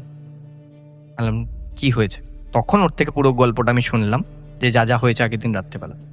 বললাম এবার এই জিনিসটা ঠিক হচ্ছে না, এতদিন বাইরে ছিল, ঘরের ভেতরে আমি একটা দিন ফিল করেছি, কিছু সময় ফিল করেছি, বাট তুই সেটাকে দেখতে পেলি। এইখানে হচ্ছে রাশি তো, হ্যাঁ। রাশিতেই আমি আসছিলাম, তো সেখানে হচ্ছে আমার জেনারেলি তোমার কর্কট রাশি, সোনাইয়ের সেখানে হচ্ছে তুলা রাশি, এটা আমি জানতাম। তো ওই জন্য হয়তো যেদিনকে ও একা ছিল সেদিনকে এই ব্যাপারটা হয়েছে। তো আমি বলি চ মাসির কাছে চ। বাট আমার বয়স যখন এই টাইমটাতে, সোনাইও সেই বয়সটা লোকজন ক্যালকুলেট করেই নেবে, 4 বছরের ছোট যখন। সোনাই সেই সময় জিম করতো, তো আমি জানতাম যে ওই জিম করার কারণে বিভিন্ন পেশি বেড়ে যাওয়ার কারণে সোনাইয়ের পিঠের মাঝখান বরাবর সোনাইয়ের হাত যেত না, ল্যাটসের কারণে। দেখতে পাই ওর পিঠের পুরো একদম ঘাড় থেকে শুরু করে কোমর পর্যন্ত 3টে নখের স্ক্র্যাচেস পুরো লম্বাভাবে নোক নেমেছে। কেন, মানে দের স্ক্র্যাচ, নোক কেন দেখতে হলি? মানে নখের স্ক্র্যাচের মতো, মানে তাও কি, মানে এটা মানুষের ঠিক নখের মতো নয়, পাখির যদি সরু নখ হয় না, যেরকম 3টে সরু লাইন হয়, এরকম সরু একটা লাইন নেমে গেছে পুরোটাতে। একদম ছুচালো টাইপের। হ্যাঁ, একদম শার্প, মানে শার্প কিছুতে যদি কাটে। সোনাইয়ের ওই জায়গায় হাত যাওয়া পসিবল না যে চুলকাতে গিয়ে পিঠে এরকম হয়েছে। তো ও আচ্ছা, যখন এর মাঝখানে নাচছিল, একটু একটা ইন্টারাপ্ট করি তোকে। হুম, ওই যে তুই বললি মাঝে যখন ওর পেটের মধ্যে মনে হচ্ছে যেন কেউ ওর মানে নখ দিয়ে কিছু একটা এরকম খাবলে নেওয়ার চেষ্টা হুম, করছে, হুম। ওই সময় কি কোনো পেটে কোনো এরকম দাগ ঠাগ কিছু দেখা গিয়েছিল? না, সেটাতে আসছে আর একটু বাদে, এটা বলে নি, তারপর হুম। এটাতে আসছে। হুম হুম পিঠ বরাবর এই দাগটা হচ্ছে নেমেছে। হুম। তো আমি বললাম তোর পিঠে কি হয়েছে? বলছে জানি না তো দাদা। বললাম, ঠিক আছে তুই চ। মানে কোনো এচিং ফিচিংও কিছু নেই? না না না, মানে জ্বালা যন্ত্রণা না, কিছু নেই? কিচ্ছু নেই। ওকে। মানে এটা মনে হচ্ছে যে কাটাটা একদিনই হয়েছে, বাট ওটা ইনস্ট্যান্ট খুব তাড়াতাড়ি রিকভার করে গেছে, মানে ওই শুকিয়ে গিয়ে কালো হয়ে যায় না আচ্ছা, যেরকম, আচ্ছা। এই ব্যাপারটা হয়ে গেছে, হুম, হুম। কালো হয়ে গেছে। মাসিকে গিয়ে বলা হয় জানিস তো এরকম জিনিস সোনাই কিন্তু দেখে ফেলেছে। এবার মাসির সাথে সাথে শুনেছে সোনাইয়ের ঠাকুমা, সোনাইয়ের বাবা এবং সোনাইয়ের এক জেঠিমা। ঠাকুমা যেহেতু খুবই ভালোবাসে আমাদেরকে, তো সেই জায়গায় ঠাকুমা এবার হুজ্জুতি শুরু করে দিচ্ছে, না তোরা ওই ঘরে থাকবি না, এদের এতদিন ধরে আমি বলে যাচ্ছি যে কেউ হচ্ছে ওই ঘরটাকে খোলা করছে না, ওই সম্পত্তির লোভে দুটো তালা মেরে রেখে গেছে, এই ঘরটা থেকে এরকম ভাবে ডেড বডি নিয়ে গেছে, আর তারপরই হচ্ছে সবাই এসে তালা মেরে দিয়েছে, ঘরটা বন্ধ হয়ে পড়ে আছে, আমি যাই কোনো কারোর কাছে। এবার সোনায় ঠাকুমা আবার কোনো এক গুণিন বলা ভালো, ওঝা বলা ভালো, তার কাছ থেকে জল পড়া নিয়ে আসে, দিয়ে ওনার কাছ থেকেই শোনে যে এইরকম ওদের বাড়িতে একটা অস্বস্তি ক্রিয়েট হচ্ছে ওই ক্যারেক্টারটার জন্য যিনি মারা গেছেন। ওনার বক্তব্য হচ্ছে ওরা যেখানে শুচ্ছে সেখানে হচ্ছে লোহার কিছু রাখো, ঘরটাতে বজরংবলীর একটা ছবি রাখো অ্যাটলিস্ট, আর যে ঘরটা থেকে লাস্ট ডেড বডিটা বার করেছে ওই ঘরটাকে রোজ খুলে ধূপধুনো দাও। ওই ঘরটা কি তোদের ঘরের সঙ্গে অ্যাটাচ ছিল? প্রথমেই বলেছি যে আমাদের ছাদের ঘরটা ঠিক লাগোয়ার নিচের ঘর হচ্ছে ওইটা। সেম আচ্ছা, দেওয়ালের আচ্ছা, সাথে আচ্ছা। কানেক্টেড। মানে এই যে ঠাকুমা ওখানে যাওয়া, হুম ওখান থেকে আসা, সোনাইয়ের ওই টাইমটাতে পেটে ব্যথা হয়, জল পড়া ওকে খাওয়ানো হয়, গায়ে ছেটানো হয়, তারপর থেকে জিনিসটা মানে পেটে ব্যথাটাও কমে গেছে। বাট ওটা অন্য কারণেও হতে পারে, বাট ফুড হয়েছিল। পয়জনিংও হতে পারে। একদম। বাট এই যে ওই রুমটাকে খোলা হলো সেদিনকে ফার্স্ট, এবার ঘর অনেকদিন ধরে বন্ধ থাকলে সেখান থেকে খুললেই একটা ভ্যাপসা গন্ধ বেরোয়। তার হুম, মধ্যে হুম। এরকম একটা ইনসিডেন্ট হয়েছে, ঘরটাতে রোদ্দুর পড়তো না ঠিক করে, জানলা দরজা সবই বন্ধ ছিল। হুম। তো এই ভ্যাপসা গন্ধটা বেরোলো, দেন হচ্ছে রোজ সন্ধেবেলা ধূপ ধুনো দেওয়া হতো, যে কোনো একজন দিত। সেটা হওয়ার পর থেকে ঠিক 1 মাসের মাথা থেকে এই যে ফুটস্টেপটা, আমাদের ভয় পাওয়াটা, হুম। এগুলো আস্তে আস্তে যেরকম ভাবে বেড়েছিল ঠিক আস্তে আস্তে ওইভাবেই কমতে থাকে। মানে যেরকম 7 দিন ছিল সেখান থেকে 4 দিন, 3 দিন, 1 দিন, এরম হতে হতে মিলিয়ে যেতে থাকে আর কি। মানে পুরোটা। মানে যখন ওই পুজোটা দেওয়া হয়েছিল তারপরেও কি শুনতে পেয়েছিলে তোমরা ফুটস্টেপ? হ্যাঁ শুনতে পেয়েছি। এক চান্সে অনলি ফুটস্টেপই, মানে বাকি যে অকারেন্স গুলো ছিল সেগুলো মানে না। ফিজিক্যাল যে ম্যানিফেস্টেশনটা ছিল, না। ওদের গায়ে স্ক্র্যাচেস না, এগুলো সেসব হয়নি। আর কিচ্ছু হয়নি। এবার গায়ের স্ক্র্যাচেসটা একদিনই হয়েছে, এটা নয় যে অনেক দিন হয়েছে। ওকে। ফুটস্টেপ গায়ের স্ক্র্যাচটা খুব রিলিভেন্ট, মানে এটা ডেফিনেটলি, মানে আমি আগেও শুনেছি অন্যান্য জায়গায়। তো সেইখানে সোনাইয়ের যেই মাঝে মাঝে ঘুম আসতো না, এই ব্যাপারগুলো আস্তে আস্তে কমতে শুরু করে। তো হয় যেটা সেটা হচ্ছে এই ফুটস্টেপটা যেরমভাবে বেড়েছিল সেইভাবে কমতে কমতে কমতে কমতে ঠিক 3 মাসের মাথা পর্যন্ত আস্তে আস্তে জিনিসটা পুরোপুরি ব্যালেন্স হয়ে গেল, আবার নর্মাল ইয়ে আছে। মানে আমি বহুদিন, মানে বিয়ের আগে পর্যন্ত আমি সোনাইয়ের বাড়িতে থেকেছি, এই রকম আর কিচ্ছু কোনোদিনও হয়নি। এইটা একটা ইনসিডেন্ট যেটাতে আমি partly connected. Partly connected, but আমি আমার বন্ধুদের Visually. অনেক সময় বলেছিলাম যে যে ইনসিডেন্টটা যে সময়টাতে হচ্ছে, চ ভাই ফিল করতে চাস, আমি তোকে একদম নিয়ে যেতে পারি যে ওই জায়গাটা, চল তুই রাত্রেবেলা আওয়াজটা শুনতে পাবি, তো যদি মনে হয় তুই ঘরের দরজা খুলে বেরোবি। বহুজন ভয়ে পেয়ে, মানে শুনেই ভয় পেয়ে আসতে চাইনি। সিমিলার ইনসিডেন্ট আমারও একটা শোনা এরকম আর কি। সেটা এরকম? আমার এক বন্ধুই বলা যায়, মানে আমি স্কুলে একসঙ্গে পড়াশুনো, কিন্তু চরম ডানপিটে, মানে চরম ডানপিটে বলা যেতে পারে। পড়াশোনায় যেরকম ভালো এবং ডানপিটেও সেরকম। তো বহুবার সাসপেন্ড হওয়ার একটা জায়গা ছিল, মাঝে মধ্যেই সাসপেন্ড হতো। তো বাবা মা, মানে মা হাউস ওয়াইফ এবং বাবা ব্যাংকে চাকরি করতেন। তো ব্যাংকের চাকরিতে এবং বদলির চাকরি, ইউনাইটেড ব্যাংক তখন ছিল, ইউনাইটেড ব্যাংকে চাকরির কারণে তারা মেদিনীপুরেতে পোস্টিং হয়। এবার মেদিনীপুরেতে পোস্টিং হওয়ার জন্য মাও উনিও চাকরি করতেন, মানে চাকরি করতেন বলতে এরকম প্রাইভেট চাকরি করতেন। তো মাও বলেন যে ছেলে বড় হয়ে গেছে, বাড়িতে বসে কি করবো, সো উনি একটা ওখানেতে মেদিনীপুরেই কোনো একটা প্রাইভেট কোনো কনসার্নে জয়েন করেন। তো ওরা অ্যাজ ইট ইজ যা হয় আর কি, মেদিনীপুরে রয়েছে, মেদিনীপুরের টাউন, মানে টাউন থেকে একটু দূরেই আর কি যে ব্রাঞ্চটা, সেই ব্রাঞ্চেতে ভদ্রলোক যেহেতু চাকরি করেন, আর ভদ্রমহিলাকে চাকরির জন্য মেদিনীপুর টাউনে আসতে হয়।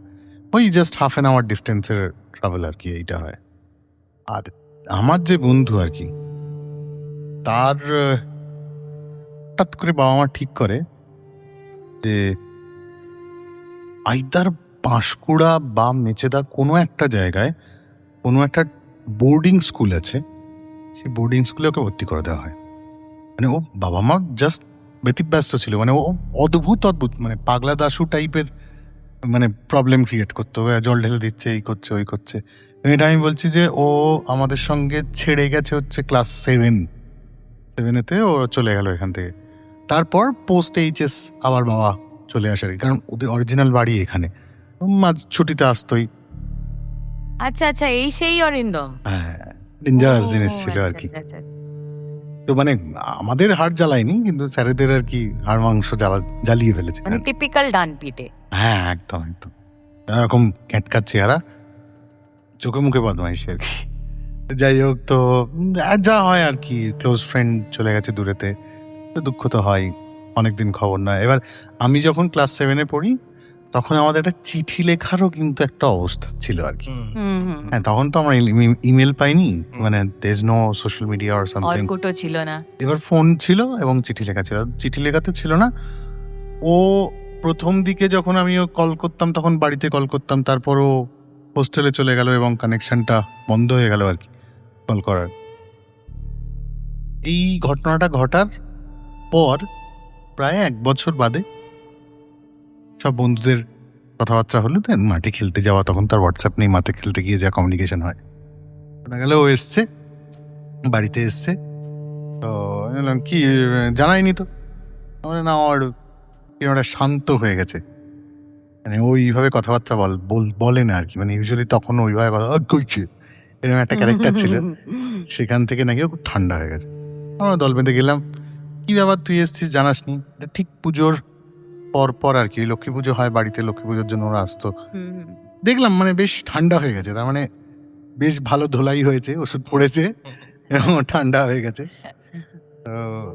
তো অনেকবার জিজ্ঞেস করাতে বললো একটু ভাল লাগে না, ওখানে একা থাকতে হয়, কেন নতুন বন্ধু হয়নি তোর? না, কিরকম একটা সব লোকজন, মানে আমি যাদের সঙ্গে মানে যা হয়েছে আর কি, আমাদের সঙ্গে ওঠা বসা করতো, আমাদের সঙ্গে পড়াশোনা করেছে, একরকম মাইন্ডসেট। আর ওখানে মেদিনীপুরের ওই পাঁশকুড়া বা মেচেতে, আমার অ্যাকচুয়ালি মনে নেই, হোপফুলি ওই রকমই জায়গায়, সেখানে একটু প্রত্যন্ত জায়গায়, প্লাস বয়েজ স্কুল, নিজের কাপড় নিজেকে, নিজের জামা কাপড় নিজেকে কাচতে হয়, নিজের বাসন মাজতে হয়, টেরেবল, মানে ডিসিপ্লিন লাইফ, ভীষণ ডিসিপ্লিন লাইফ। ওই এসে জামাটা ছুঁড়ে ফেলে দিলাম, সেটা তো হয় না। তো বাবা মা বুঝতে পেরেছিল যে ছেলের মানে ভালো লাগছে না ওখানে। হ্যাঁ, তো যাই হোক, কিন্তু ও তো ঢুকে পড়েছে, ক্লাস 9, 8 হয়ে গেছে। এবার ওই সময় আবার ছাড়িয়ে নিয়ে এসে যদি পুরনো স্কুলে আসে তখন একটা অসুবিধা হবে, কারণ মাধ্যমিক দেওয়ার একটা ব্যাপার থাকে তখন। তো ও ওখানেই ছিল, এবং তাতে আমাদের একটা ব্যাপার বল, এটা হচ্ছে ওদের স্কুল যেখানটা, স্কুলেরই ঠিক লাগোয়া হচ্ছে বোর্ডিং, মানে একটা বড় মাঠ, সেই মাঠের একটা দিকে বোর্ডিং, মাঠটা ক্রস করে ওপাশে স্কুলে যেতে হতো। এই বোর্ডিংটা স্কুলের চেয়েও বড়, এবং প্রান্তিক জায়গা থেকে ছেলেপুলেরা ওখানে পড়তে আসতো, ম্যাক্সিমামলি বাইরে থেকেই পড়তে আসতো আর কি। এবার ওরা যেটায় থাকতো, যা হয় আর কি, প্রথমে বোর্ডিংয়ে তো একটা র্যাগিংয়ের ফ্যাক্টর থাকে, র্যাগিং হয়েছে, ও ব্যালেন্স করে নিয়েছে, ওসব কোনো ব্যাপারই নয় ওর কাছে আর কি। তো যেটা হয় আর কি, যেহেতু প্রচুর গরম, তো যারা নতুন আসে তাদেরকে সবসময় টপ ফ্লোর দেওয়া হয়, তারপর আস্তে আস্তে ফ্লোরে নিচে নামতে পারে, মানে 3 তলা আর 2 তলা নাকি হচ্ছে সুইট স্পট, সেটা সাধারণত পায় না। মানে এরকম নয় ওদের ব্যাপারটা, ব্যারাক মানে যেটা থাকতো হোস্টেলটাতে, বোর্ডিং হোস্টেলটাতে, সেটাতে সব সেম ক্লাসের ছেলেপুলে যে একই তলায় রয়েছে সেটা কিন্তু নয়, দাদারাও রয়েছে, জুনিয়ররাও রয়েছে আর কি, তো মিলেমিশে থাকা আর কি। তো ওর যে রুমটা ছিল, তো ওর সঙ্গে 2জন রুম পার্টনার, সেই রুম পার্টনার কিন্তু আলাদা ক্লাসের, আচ্ছা, ঠিক আছে, একজন বড় একজন ছোট। যেটা ওর ক্ষেত্রে হওয়া শুরু হয় সেটা হচ্ছে যে, যেহেতু ও ওইখান থেকে মেদিনীপুর আসা যাতায়াত করতো, উইকেন্ড হলেই, মানে ওদের শনিবার হয়ে গেলেই, শনিবার হাফ স্কুল করে টুক করে বাস ধরে ব্যাক টু মেদিনীপুর চলে আসতো আমার কাছে। আবার সোমবার দিন সকালবেলা ভোরবেলা বাসে তুলে দেওয়া হতো, ও স্কুলে চলে যেত। উইকেন্ডটা মেদিনীপুরে কাটাতো। একটা পার্টিকুলার উইকেন্ডেতে বাবা মা হাওড়াতে ফেরে, এবং শুক্রবার দিন ফেরে। তো ওকে বলা হয় যে তুই এই সপ্তাহটা থেকে যা, এই সপ্তাহটা আমাদের এখানে কয়েকটা কাজ আছে, পরের সপ্তাহে আবার তোকে নিয়ে আসবো। তো ওই সপ্তাহটা ও ওখানে ছিল। প্রায় বোর্ডিং খালি হয়ে গেছে, মোস্ট অফ দেমই বাড়ি চলে যায় আর কি শনিবার হলেই। তো ও যায়নি। এবার এই যে টপ ফ্লোরটাতে ওর যে রুম, এবং পুরো টপ ফ্লোরটাতে আর বোধহয় 2-3টে ছেলে আছে এদিক ওদিক, আর লম্বা ব্যারাক। এই যে ফুটস্টেপের কথা বললি, দিনের বেলাতে ওরা নাকি ওই মানে লাস্ট যে টপ ফ্লোরটা 4 তলাই হবে, 4 তলার উপরে ছাদ, আর ঠিক সিঁড়িটা যেটা বাইরে দিয়ে সিঁড়ি, মানে বাইরে কম্পাউন্ডের বাইরে থেকে সিঁড়ি, ওই সিঁড়ি দিয়ে রেগুলার ও নাকি কারুর হাঁটার আওয়াজ পেত। ওই এন্টায়ার শনিবার পেয়েছে, এবং সেটা কিন্তু ডে লাইটে। এবার ডে লাইটে এটা কিন্তু ক্লাস 8-এর একটা ছেলের ভার্সন আর কি, ঠিক আছে, ক্লাস 8-এ যখন পড়ে সে কিন্তু বলছে এটা। তো ফুটস্টেপ শুনতে পায়, খুব নর্মাল লেগেছে, কারণ সারা দিন তো ওই আওয়াজের মধ্যেই থাকে, বাচ্চারা ধপধপ ধপধপ করে নামছে উঠছে, তো ওর সেটা খুব একটা নর্মাল লেগেছে। এবার কেউ নেই, এবার নিজেদের লোকাল এরিয়াতে, মানে আমার বাড়িতেও যদি কেউ না থাকে, আমার তো ছাদে যেতে ভয় লাগবে না। ছাদে উঠেছে, ছাদে উঠে, ছাদটা বড় যেহেতু, পুরো ব্যারাকটা অনেকটা লম্বা ব্যারাক আর কি, দেখেছে ওই প্রান্তে একটা কেউ বসে বিড়ি খাচ্ছে বা সিগারেট খাচ্ছে, হোয়াটএভার, পিছন দিক করে। আর এই যে ছাদটার কথা বলছি, এই ছাদটা কিন্তু কোনো আলসে নেই, পাঁচিল নেই, জাস্ট একটা ইট দিয়ে যেটা হয় আর কি, ওরকম পাঁচিল। এবার ওদের ইউজুয়ালি বারুনি ছিল ছাদে ওঠার। এবার শনিবার দিন বিকেলবেলা কেউ নেই, তো ন্যাচারালি ওর কেউ আটকানোর নেই আর কি। তো ওরা ওপরে উঠেছে, ভেবেছে কোনো এক দাদা, 11-12 কোনো দাদা যে বিড়ি খাচ্ছে বা সিগারেট খাচ্ছে, ওরা কিছু বলেনি। ও তার সঙ্গে একটা বাচ্চা ছেলে উঠেছে দেখতে যে ফুটস্টেপ হচ্ছিল, কেউ উপরে গেছে কিনা। তো ওদের কাছে কনফার্ম হয়েছে যে এই দাদাটাই উঠেছে, বলে আবার নেমে চলে এসছে। এবার এই সন্ধেবেলা, যখন সন্ধে হয়েছে, এই সন্ধেবেলা মানে এটা ঘটেছে কিন্তু সকালবেলা। তারপর ওরা ওই যে মানে মানে আমি বলছি যে স্কুল ছুটি হওয়ার পরে ঘটেছে। তারপর বিকেলবেলা ওই সামনে খেলতেও গেছে, যে কটা বাচ্চা ছিল তারা ফুটবল খেলে বা ক্রিকেট খেলে, এরকম খেলেছে। খেলে আবার যখন সন্ধেবেলা এসছে, সন্ধেবেলা হাত মুখ ধুয়ে, এবার যেহেতু বোর্ডিং, সেখানে একটা পড়াশুনোর রীতি রেওয়াজ আছে, তো কি করবে, বোর হবে, পড়াশোনাই করেছে। ঠিক সন্ধে রাত্রির আর কি, যখন ওদের ঘন্টা বেজেছে খাওয়ার জন্য নামতে হয়, খাওয়ার জন্য নেমেছে, যে বাচ্চা ছেলেটি ওর সঙ্গে উঠেছিল তার খুব পেটে ব্যথা হওয়া শুরু হয়েছে। এবার সে খাবে না, তাকে জলমুড়ি দেওয়া হয়েছে, ওষুধ দেওয়া হয়েছে। আর যে ওয়ার্ডেন ছিলেন তিনি বলেছেন যে ঠিক আছে, ও আমার সঙ্গে থাকুক আছে। এবার এই টপ ফ্লোরে এন্টায়ার রুমটাতে যতগুলো রুম আছে তার মধ্যে একমাত্র ও রাত্রি রয়েছে। খুব ন্যাচারাল ব্যাপার ওর কাছে, ডান পিঠের ছেলের কাছে কিছু যায় আসে না। দিব্যি রাত্রিরে খাওয়া দাওয়ার পর বইটাই, গল্পের বই পড়ার শখ ছিল, টিনটিন পড়ার শখ ছিল, টিনটিন পড়েছে, পড়ে ঘুমোতে চলে গেছে। মাঝরাত্রে খুব অস্বস্তি হওয়া শুরু হয়েছে ওর নাকি, এবং কিছুক্ষণ বাদে পিঠে জ্বালা জ্বালা করছে। উপর হয়ে শোয়ার একটা অভ্যেস ছিল, পিঠে জ্বালা জ্বালা করছে। দিয়ে এবার বাচ্চাদের তো বাথরুম তো কমন বাথরুম নয়, একটা লম্বা ব্যারাকে এদিকে একটা বাথরুম, ওদিকে একটা বাথরুম থাকে আর কি, আয়নার সিস্টেমই নেই আর কি যে কি হবে দেখার জন্য। তো ওর মনে হয়েছে যে পিঠে একটু জ্বালা জ্বালা করছে। এবার মাঝরাত্রিতে গেলে ওয়ার্ডেনও তো বলবে, হ্যাঁ তোমার কিচ্ছু হয়নি, তুমি ফালতু এসছো, এটা যায়নি, সব শুয়ে পড়েছে। এবার রাত্রে দিয়ে জ্বালা হচ্ছে, পিঠেতে একটু অস্বস্তি হচ্ছে, ওর ঘুম আসছে না। ও চুপচাপ শুয়ে আছে। এর মধ্যে ও আবার দেখেছে একজন, দুজন, তিনজন এরম পর পর পর পর ফুটস্টেপ ওপরে উঠছে ছাদে। এবার ও ভেবেছে যে ঠিক আছে, দাদারা যখন উঠছে সে দাদারা বিড়ি খেতে যাচ্ছে। ও যখন বিকেলবেলা দেখেছে ব্যাপারটা, ও দরজা খুলে বেরিয়ে ওই সিঁড়ি দিয়ে ছাদে উঠেছে, দেখেছে ওই যে পেছন দিক করে বসেছিল সেরকম একটা ক্যারেক্টার পেছন দিক করে বসে আছে।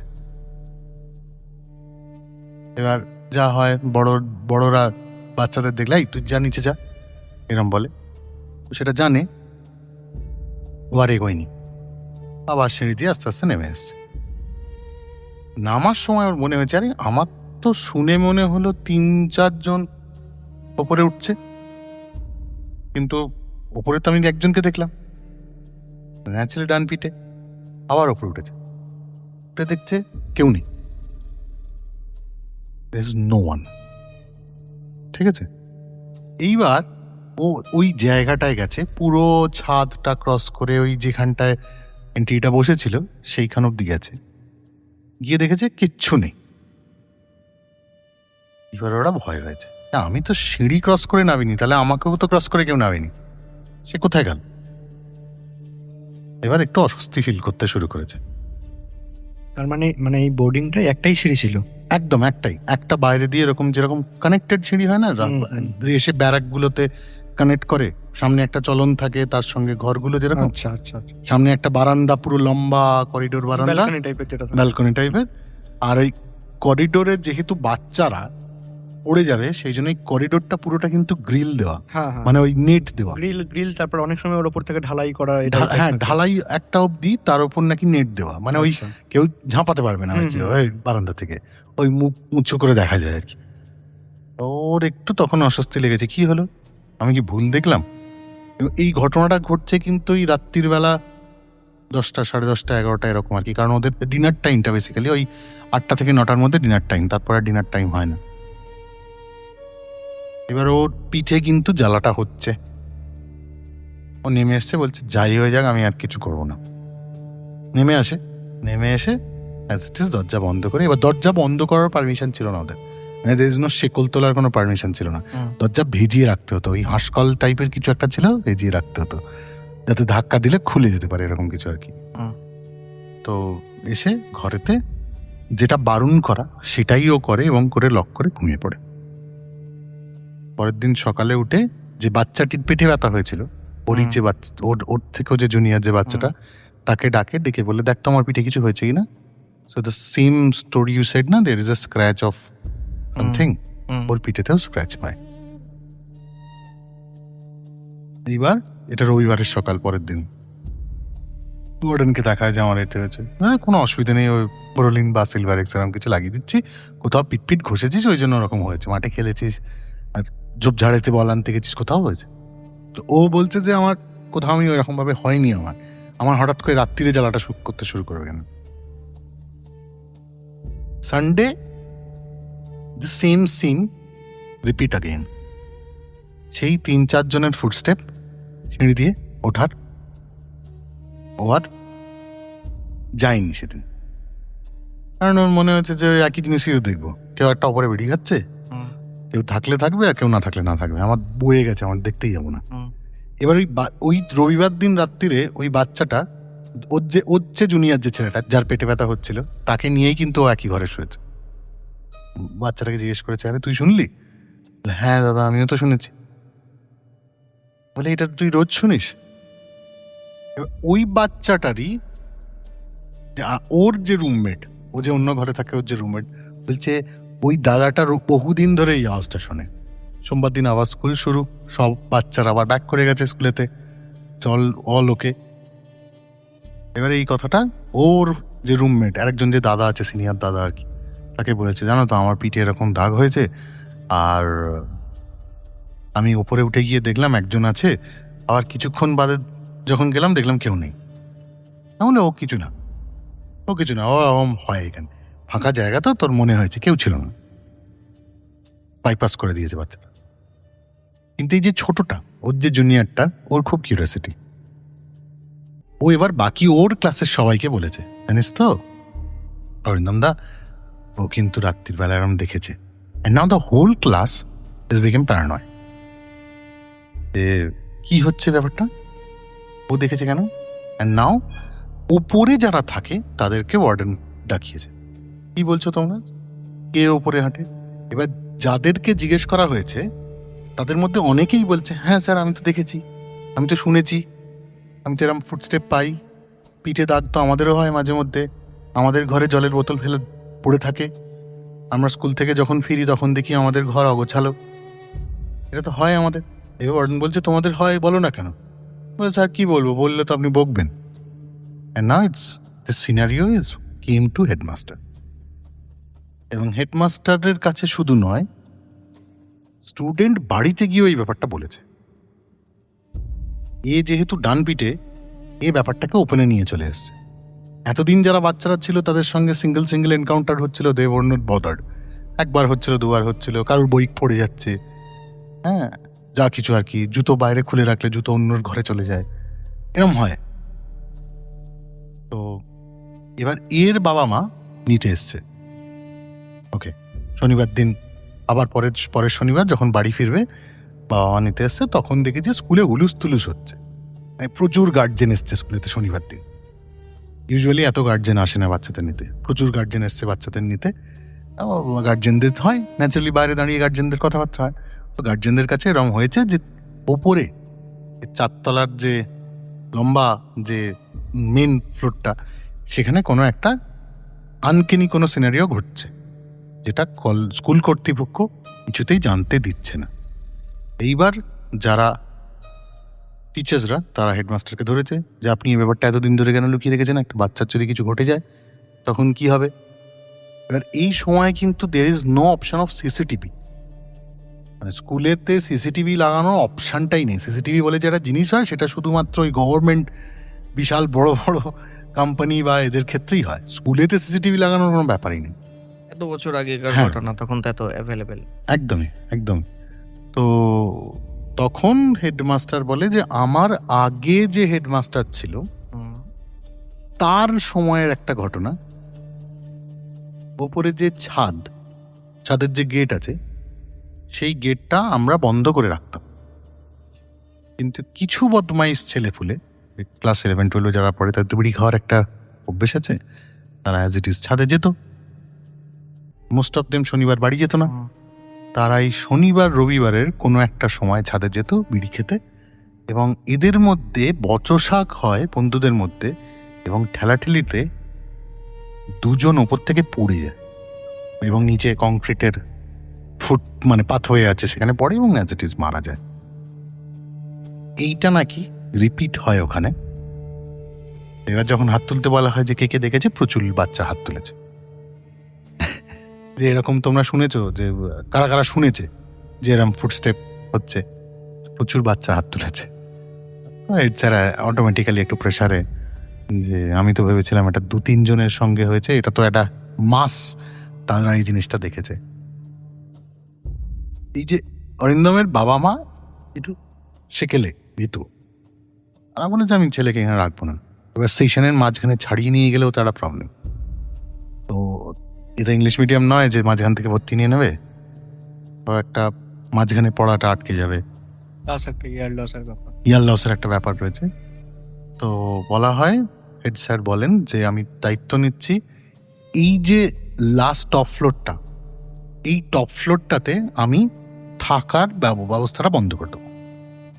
এবার যে এত স্টুডেন্ট, একটা ফ্লোর যদি বন্ধ হয়ে যায়, মানে ধরে রাখ যদি ওপরে 10টা রুম থাকে, তাতে যদি অ্যাভারেজ 3টে করে বাচ্চা থাকে, 30টা বাচ্চাকে রিঅ্যাকোমোডেট করবে কোথায়? এটা তো ইনস্ট্যান্ট নয়, মানে ওয়ান স্টেপ সলিউশন তো নয়। তো উনি বলে ফেলেন যে কি করা যাবে। এই করতে গিয়ে বলা যায় যে যারা ক্লোজ লোকাল যারা বোর্ডিংয়ে রয়েছে তাদেরকে আর বোর্ডিংয়ে রাখা যাবে না।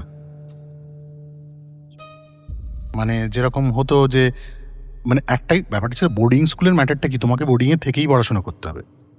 তো সেই সময় থেকে রুলসটা ব্রোক হলো যে যারা ক্লোজ লোকাল, মানে যাদের হয়তো হাফ অ্যান আওয়ারের মধ্যে স্কুলে আসতে পারে, কাছাকাছির মধ্যে থাকে, তাদেরকে বাড়ি থেকেই যাতায়াত করতে হবে। অ্যান্ড যাদেরকে অনেকটা দূর, যারা ওই বোর্ডিংয়ের জন্য পড়াশোনা করতে এসছে, তারা বোর্ডিংয়েই থাকতে পারবে।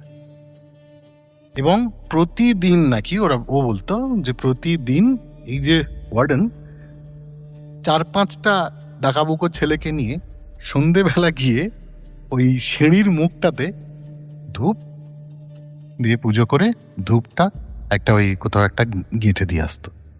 তারপর থেকে যেহেতু 4 তলায় থাকা বন্ধ হয়ে যায়, ওদের ওরকম কোনো ইনসিডেন্ট ওরা শোনেনি। 3 তলা অবধি কিন্তু ছিল না, যা হতো ওই 4 তলার ছাদ অবধি যাওয়ার জন্য ওই সিঁড়িতে আওয়াজটা পাওয়া যেত। তো দ্যাট ওয়াজ নর্মাল। ও ক্লাস 10 অবধি ওখানে পড়াশুনো করে, বোর্ডিংয়েই পড়াশুনো করে। তারপর বোর্ডিংয়েতে ন্যাচারালি ও কিছু বলেনি যে এরকম কিছু, বাট ওর ডানপিটেনেস কিন্তু ভূতে কাটিয়ে দিচ্ছিল। হ্যাঁ, সেটা ঘটেছে। শুধু ওর না, যে ওয়ার্ডেন ছিল তারও। তাহলে কিন্তু একদম। ওয়ার্ডেন একা গিয়ে ধূপটা দিয়ে আসতে পারতো। হ্যাঁ, ও 3-4 জন বলছে, তো মাঝে মধ্যে আমাকেও বলতো চত দিয়ে আসি। প্রতিদিন সন্ধ্যায় নাকি দায়িত্ব ছিল 2-3 জন মিলে গিয়ে ওখানে গিয়ে ধূপ গুঁজে আসতে হতো। তো এইরকম একটা ইনসিডেন্ট। তো 4 তলাটা প্রায় অ্যাবান্ডন্ড হয়ে যায়। এবার স্কুলটার নাম আমার মনে নেই রাইট নাও। ও 10-এর পর আবার ফিরে আসে এখানেতে। ও এখানেতে 11-12 আমাদের সঙ্গে কমপ্লিট করে। ইট ওয়াজ এ ওর একদম ছোটবেলার ইনসিডেন্ট। দেখ, এখানে যে ভূতের বা কোনো একটা অন্য কোনো এন্টিটির প্রেজেন্সের কথা তোরা বললি, that is fine, it's okay. কিন্তু এটার একটা সাইকটিক একটা মানে দিক আছে। আমি কিছুদিন আগে একটা জিনিস পড়ছিলাম যে there is a term call liminal space. Okay, যে কোনো আর্কিটেকচারাল ফর্মে, মানে ধর আমাদের বাড়ি বল, যে কোনো স্কুল বিল্ডিংস, যে কোনো কিছুই হতে পারে, তার যে করিডোরটা থাকে না, মানে যে লম্বা একটা পেডেস্টাল মতো থাকে, সেই স্পেসটা is tend to be filled up with people, right? হুম। এটা তো আর্কিটেকচারাল মানে ওরকম ভাবেই তৈরি করা হয়। মানুষ থাকবে ওখানে। মানুষ থাকবে, আর মানুষের জমজমাট সবসময় একটা আওয়াজ থাকবে। তো মানুষের সাইকটিক যে বিহেভিয়ার, সেটাই এক্সপেক্ট করে যে it should be filled with people.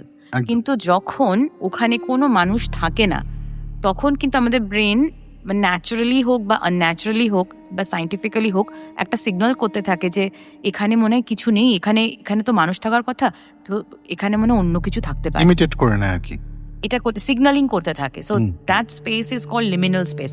So that may be an issue for Yes. Human being, কি যে that could be possible side. But what you can explain with the scratches and হ্যাঁ, এটা বই বলতে খাতা পড়ে পারিস। থাকা, হ্যাঁ, জুতো অন্য জায়গায় চলে যাওয়া। হ্যাঁ। সব সময় তো বাচ্চারা বদমাইশি করছে না মাঝরাত না থেকে না উঠে। না, ঠিক ঠিক ঠিক ঠিক। বাবা, এরকম ধরনের যদি অভিজ্ঞতা হতো। না, এবং ওই ওই যে ধর ধূপ দেওয়ার ইনসিডেন্টটা, যেটা রণও বললো যে এই পারলৌকিক ক্রিয়া, ঘরটা খুলে দেওয়া হুম, হওয়ার পর কিন্তু এই যে এন্টিটি গুলো বা যদি কিছু থেকে থাকে, তারা কিন্তু অনেকটা সাইলেন্ট হয়ে যায় বা রিলিজ পায় বা হোয়াট এভার। হুম। এবার আমাকে যদি অ্যাকনলেজ করে যে ইয়েস আই এম দেয়ার, হুম, তাহলে আর আমাকে রেসপন্স করতে হবে না। হুম, হুম, এবার যদি অরাল যেগুলো রেকর্ডিং, আমার মনে হয় এগুলো অরাল রেকর্ডিং যেগুলো হতে থাকে, হয়েছে কোনো সময়, সেটাই রিপিট করছে ইথারেতে রিপিট করছে। এখানে অ্যাকচুয়ালি কি হয়েছিল সেটা আমিও জানি না। একটা বাচ্চা ছেলে ক্লাস 8-এ পড়া, হুম, তার ভিশন থেকে যেটুকুনি জানা জিনিস হুম। সেইটাও বলেছিল। এবং এই ঘটনাটার জন্য আমি কিন্তু রিসেন্ট বলবো না, বছর 1-1.5 আগে, ও থাকে না এখন ওয়েস্ট বেঙ্গলেতে, অন্য জায়গায় থাকে। তো তখন আমি ওকে জিজ্ঞেস করেছিলাম যে তোর মনে আছে সবকিছু? বলে হ্যাঁ, ভিভিডলি মেমোরিতে রয়েছে। তো এইটাও বারবার করে প্রমিনেন্ট বলেছিল যে এই যে স্ক্র্যাচেস পিঠেতে, যেটা রণ একটু আগে বললো, থ্রি ক্লস স্ক্র্যাচ অ্যাকচুয়ালি ওই রকমই বোধহয় 3 or 4 ক্লস স্ক্র্যাচ ছিল। তো দেখ, এটা হতোই। হ্যাঁ, এই ডেমনিক যে প্রেজেন্সটা থাকে, এটা 4টে জেনারেল স্টেজেস থাকে। যেমন ফার্স্ট এটা হচ্ছে ইনফেস্টেশন, তারপরে হয় তোর অপারেশন, দেন হয় অবসেশন, দেন ইগ্রেশন। দেয়ার আর 4 স্টেজেস। কিন্তু এই রণর ঘটনার ক্ষেত্রে আমি দেখলাম যে বাকি যে প্রথমটা ঠিক আছে, ইনফেস্টেশন হচ্ছে, মানে আওয়াজগুলো শুনতে পাচ্ছে, অপারেশনসও আসছে, scratches is part of operation. Yeah. কিন্তু তারপরে যে এরপরে যে অবসেশন হচ্ছে বা একদম লাস্ট স্টেজেস ইজ ইগ্রেশন, সেই স্টেজ মানে গুলোতে পৌঁছলো না, তার আগেই জিনিসটা ঠিকঠাক হয়ে গেল, সলভ হয়ে গেল, দ্যাট ইজ ফাইন। এইটাই আমার মনে হয় যে এই ধরনের এন্টিটি রিলিজ চায়, তাই তো? সামথিং, মানে ডেমনিক প্রেজেন্স যখন তুই বললি, সেটার ক্ষেত্রে ওই মানুষজনের জনহিতকর নয় মানে ডেমনিক, অবশ্যই, এটাই তো। অবশ্যই, এবার হ্যাঁ, anti god. Anti gods basically, মানে যেটা আমার কোনো ভালো করছে না। হুম, হুম, মানে এন্টিটি থাকুক, স্পিরিট থাকুক, কিন্তু সেটা করছে না। হুম, তো এখানে ডেমনিক বলাটা যাবে না, কারণ রণর যে ইনসিডেন্টটা, হ্যাঁ, ইনসিডেন্টটার ক্ষেত্রেও একদম। বা আমার শোনা ইনসিডেন্ট, অরিন্দম ইনসিডেন্ট, ডেমনিক ঠিক বলা যায় না, কিন্তু দিস সামথিং এন্টিটি তো Entity, আছে, সেটা তো কিন্তু আছে। কিন্তু সেটাও হয়তো গুড এন্টিটি, ওই জন্য কারোর ক্ষতি করেনি। হ্যাঁ, হয়তো সে যে জানতে আঁচড়টাও চাইছে, মানে যে আমাকে কেটেছে। মুক্তি দাও আর কি। হ্যাঁ, আর- বাচ্চাই হতে পারে, কারণ বাচ্চাদের সঙ্গে খেলতে আসতো, ও হুম, খাতা বই ফেলে দিত, ও হুম, পড়তে যেতে পারছে না হয়তো। তার উপর আঁচড়টাও কাটা মানে সে বোঝাতে চাইছো, সে কিন্তু কোনো ক্ষতি করতে চাইতো না। ক্ষতি করতে চাইলে তো আরো অনেক কিছু করে দিতেই পারতো। আরে আর একটা জিনিস আমার মনে পড়লো এখানেতে, সেটা হচ্ছে যে এই যে একটা বিশাল ট্রেন দুর্ঘটনা ঘটেছিল না উড়িষ্যাতে, হুম, হুম, হুম, মানে হুম। হেফটি অ্যামাউন্ট অফ লোক মারা গেছিল। হ্যাঁ, স্কুলের, হ্যাঁ, হ্যাঁ, এক্স্যাক্টলি, ঠিক, দ্যাট ঠিক, ঠিক। School also being cursed for that. মানে ওটাকে তো রেনোভেশন করা হয়েছে, মানে সম্পূর্ণ ভেঙে ওটাকে, ভেঙে হ্যাঁ, রেনোভেশন হ্যাঁ। করা হয়, দ্যাট স্কুল আমি অলসো শুনেছি। কার্সড। মানে অনেক ডেড বডি নয়, মানে there is lot of living element নাকি ওখানে ছিল, লিভিং মানে মানুষ ছিল যারা তখনও মারা যায়নি, আনক্লেমড বডিজ ছিল, Unclaimed bodies- যেগুলো কোনো ইয়েই পাওয়া যাচ্ছে আনক্লেম না। বডিজের সঙ্গে এরম কিছু লোকও ছিল যারা তখনও মারা যায়নি, চিন্তা কর কিরকম মানে টেরিফিক একটা ব্যাপার। মানে মোর দেন বোধহয় 500 ডেথস, মানে প্রচুর মানে প্রচুর ওই স্কুলটাতেই রাখা হয়েছিল Exactly, সমস্ত the nearest school. মোর দেন 100 হবে more than, হয়তো। হ্যাঁ আমার অ্যাকচুয়ালটা মনে নেই, মানে ইট ওয়াজ ম্যাসাকার, মানে ইন্ডিয়ান রেলওয়ে ক্ষেত্রে একটা সময় ইট ওয়াজ হিউজলি ম্যাসাকার, মানে টেররিস্ট অ্যাটাক কি বলা যায় এগুলো আর কি। কথা মানে এতগুলো লোকজন। না, তুমি যে গল্পটা বললে যে ছাদে সেই এন্টিটি ছিল বা যাই ছিল, তাকে একবার দেখা যাওয়ার পর সেকেন্ড টাইম যখন সেই তোমার বন্ধুটি ওপরে গিয়ে দেখে তখন তাকে দেখতে পাওয়া যায় না। তো এরকম একটা ইনসিডেন্ট আমার সাথে হয়েছে, কিন্তু সেটা অ্যাকচুয়ালি এন্টিটি নাকি আমারই দেখার ভুল সেটা তো আমি জানি না। তবে বলতে গেলে আমার বাড়ি কন্যগড়ে, আর আমার কন্যগড়ের একটা স্টেশন পরে টুয়ার্ডস হাওড়ার দিকে এলে হিনমোটর স্টেশন, যেখানে হলুদ ট্যাক্সি বা অ্যাম্বাসেডার একটা টাইমে তৈরি হতো। আচ্ছা এখন সেই কোম্পানিটা তো বন্ধ হয়ে যাওয়ার পর কারখানাটা যেরকম বন্ধ অবস্থাতেই পড়ে আছে, কিন্তু তার ভেতর থেকে লোকজনকে যাতায়াত করতে দেওয়া হয়। Yes, hmm. Connecting to Uttarpara to Uttarpara to Konnagar connecting, connecting, yes. তো সেখানে এরকম প্রচুর একটা টাইমে ঘটেছে যে কারখানা বন্ধ হয়ে যাওয়ার কারণে প্রচুর মানুষের হঠাৎ করে চাকরি চলে যায়, এবং সেই একটা মানুষের উপরেই হয়তো তাদের পুরো পরিবার ডিপেন্ড করতো। সেই মানুষটারই যখন চাকরি চলে গেল, সে তার পরিবারকে খাওয়াবে কি করে, বা এরকম কোনো একটা কারণে ডিপ্রেশনে চলে গিয়ে সুইসাইড অ্যাটেম্প্ট করেছে, এরকম প্রচুর হ্যাঁ ইনসিডেন্ট শুনেছি আছে। ওইখানে প্রচুর ইনসিডেন্ট। তো আমি আর আমার দুটো বন্ধু মিলে হঠাৎ করে একদিন রাত ওই 10টা 10:30 হবে সাইকেল নিয়ে বেরিয়েছি, আর এমনি গরমের সময় কারেন্ট অফ হয়ে রয়েছে, তো বললাম চ না ঘুরে আসি, যত দূর যাওয়া যাবে। যখন মনে হবে যে কারেন্ট চলে এসছে দেখে, তো আবার ব্যাক করে আসবো, কি আছে। তো বললো কোথায় যাবি, বললাম চ হিনমোটর ফ্যাক্টরি হয়ে উত্তরপাড়া হয়ে আমরা আবার জিটি রোড ধরে কন্যগড়ে ব্যাক করবো। সেই হিসেবে বেরোনো হয়। আর কন্যগড় থেকে উত্তরপাড়া যাওয়ার পথে ওই ফ্যাক্টরির ভেতরে একটা জায়গা ছিল, একটা পেট্রোল পাম্প, যেটা কারখানা চলার টাইমে পেট্রোল পাম্পটা চলতো, হসপিটাল ক্রস করে। অনেক দিন অ্যাক্টিভ ছিল ওই পেট্রোল পাম্পটা। আরে দ্যাট এটিএম ওয়াজ অ্যাক্টিভ। না, হ্যাঁ ATM টা active এখন মানে আমি যে টাইমের কথা বলছি এটা কোভিড এর পরে ঠিক। ও আচ্ছা, সেই টাইমে বন্ধ হয়ে যায় না, পেট্রোল পাম্পের জায়গাটা জাস্ট ওপেন এরিয়াটা রয়েছে, কিন্তু না পেট্রোল আমরাও পাম্প দেখেছি ওখানটা প্রায় অবসলিট মতো হয়ে হ্যাঁ, গেছে, it was a- abandoned. মানে হুম। গোস্ট টাউন কাইন্ডস অফ জিনিস হয়ে হুম, গেছে। দেখেছো অনেক পরে, মানে সায়নদা যে সময়টা বলছে সেটার একটা গ্যাপ রয়েছে, অয়ন যে সময়টা থেকে ওই জায়গাটা চেনে সেটার একটা গ্যাপ রয়েছে। মানে আমি ইনফ্রাস্ট্রাকচার গুলোকে, মানে কি বলবো, ভার্জিন ইনফ্রাস্ট্রাকচার দেখেছি, জং পড়া ইনফ্রাস্ট্রাকচার দেখিনি।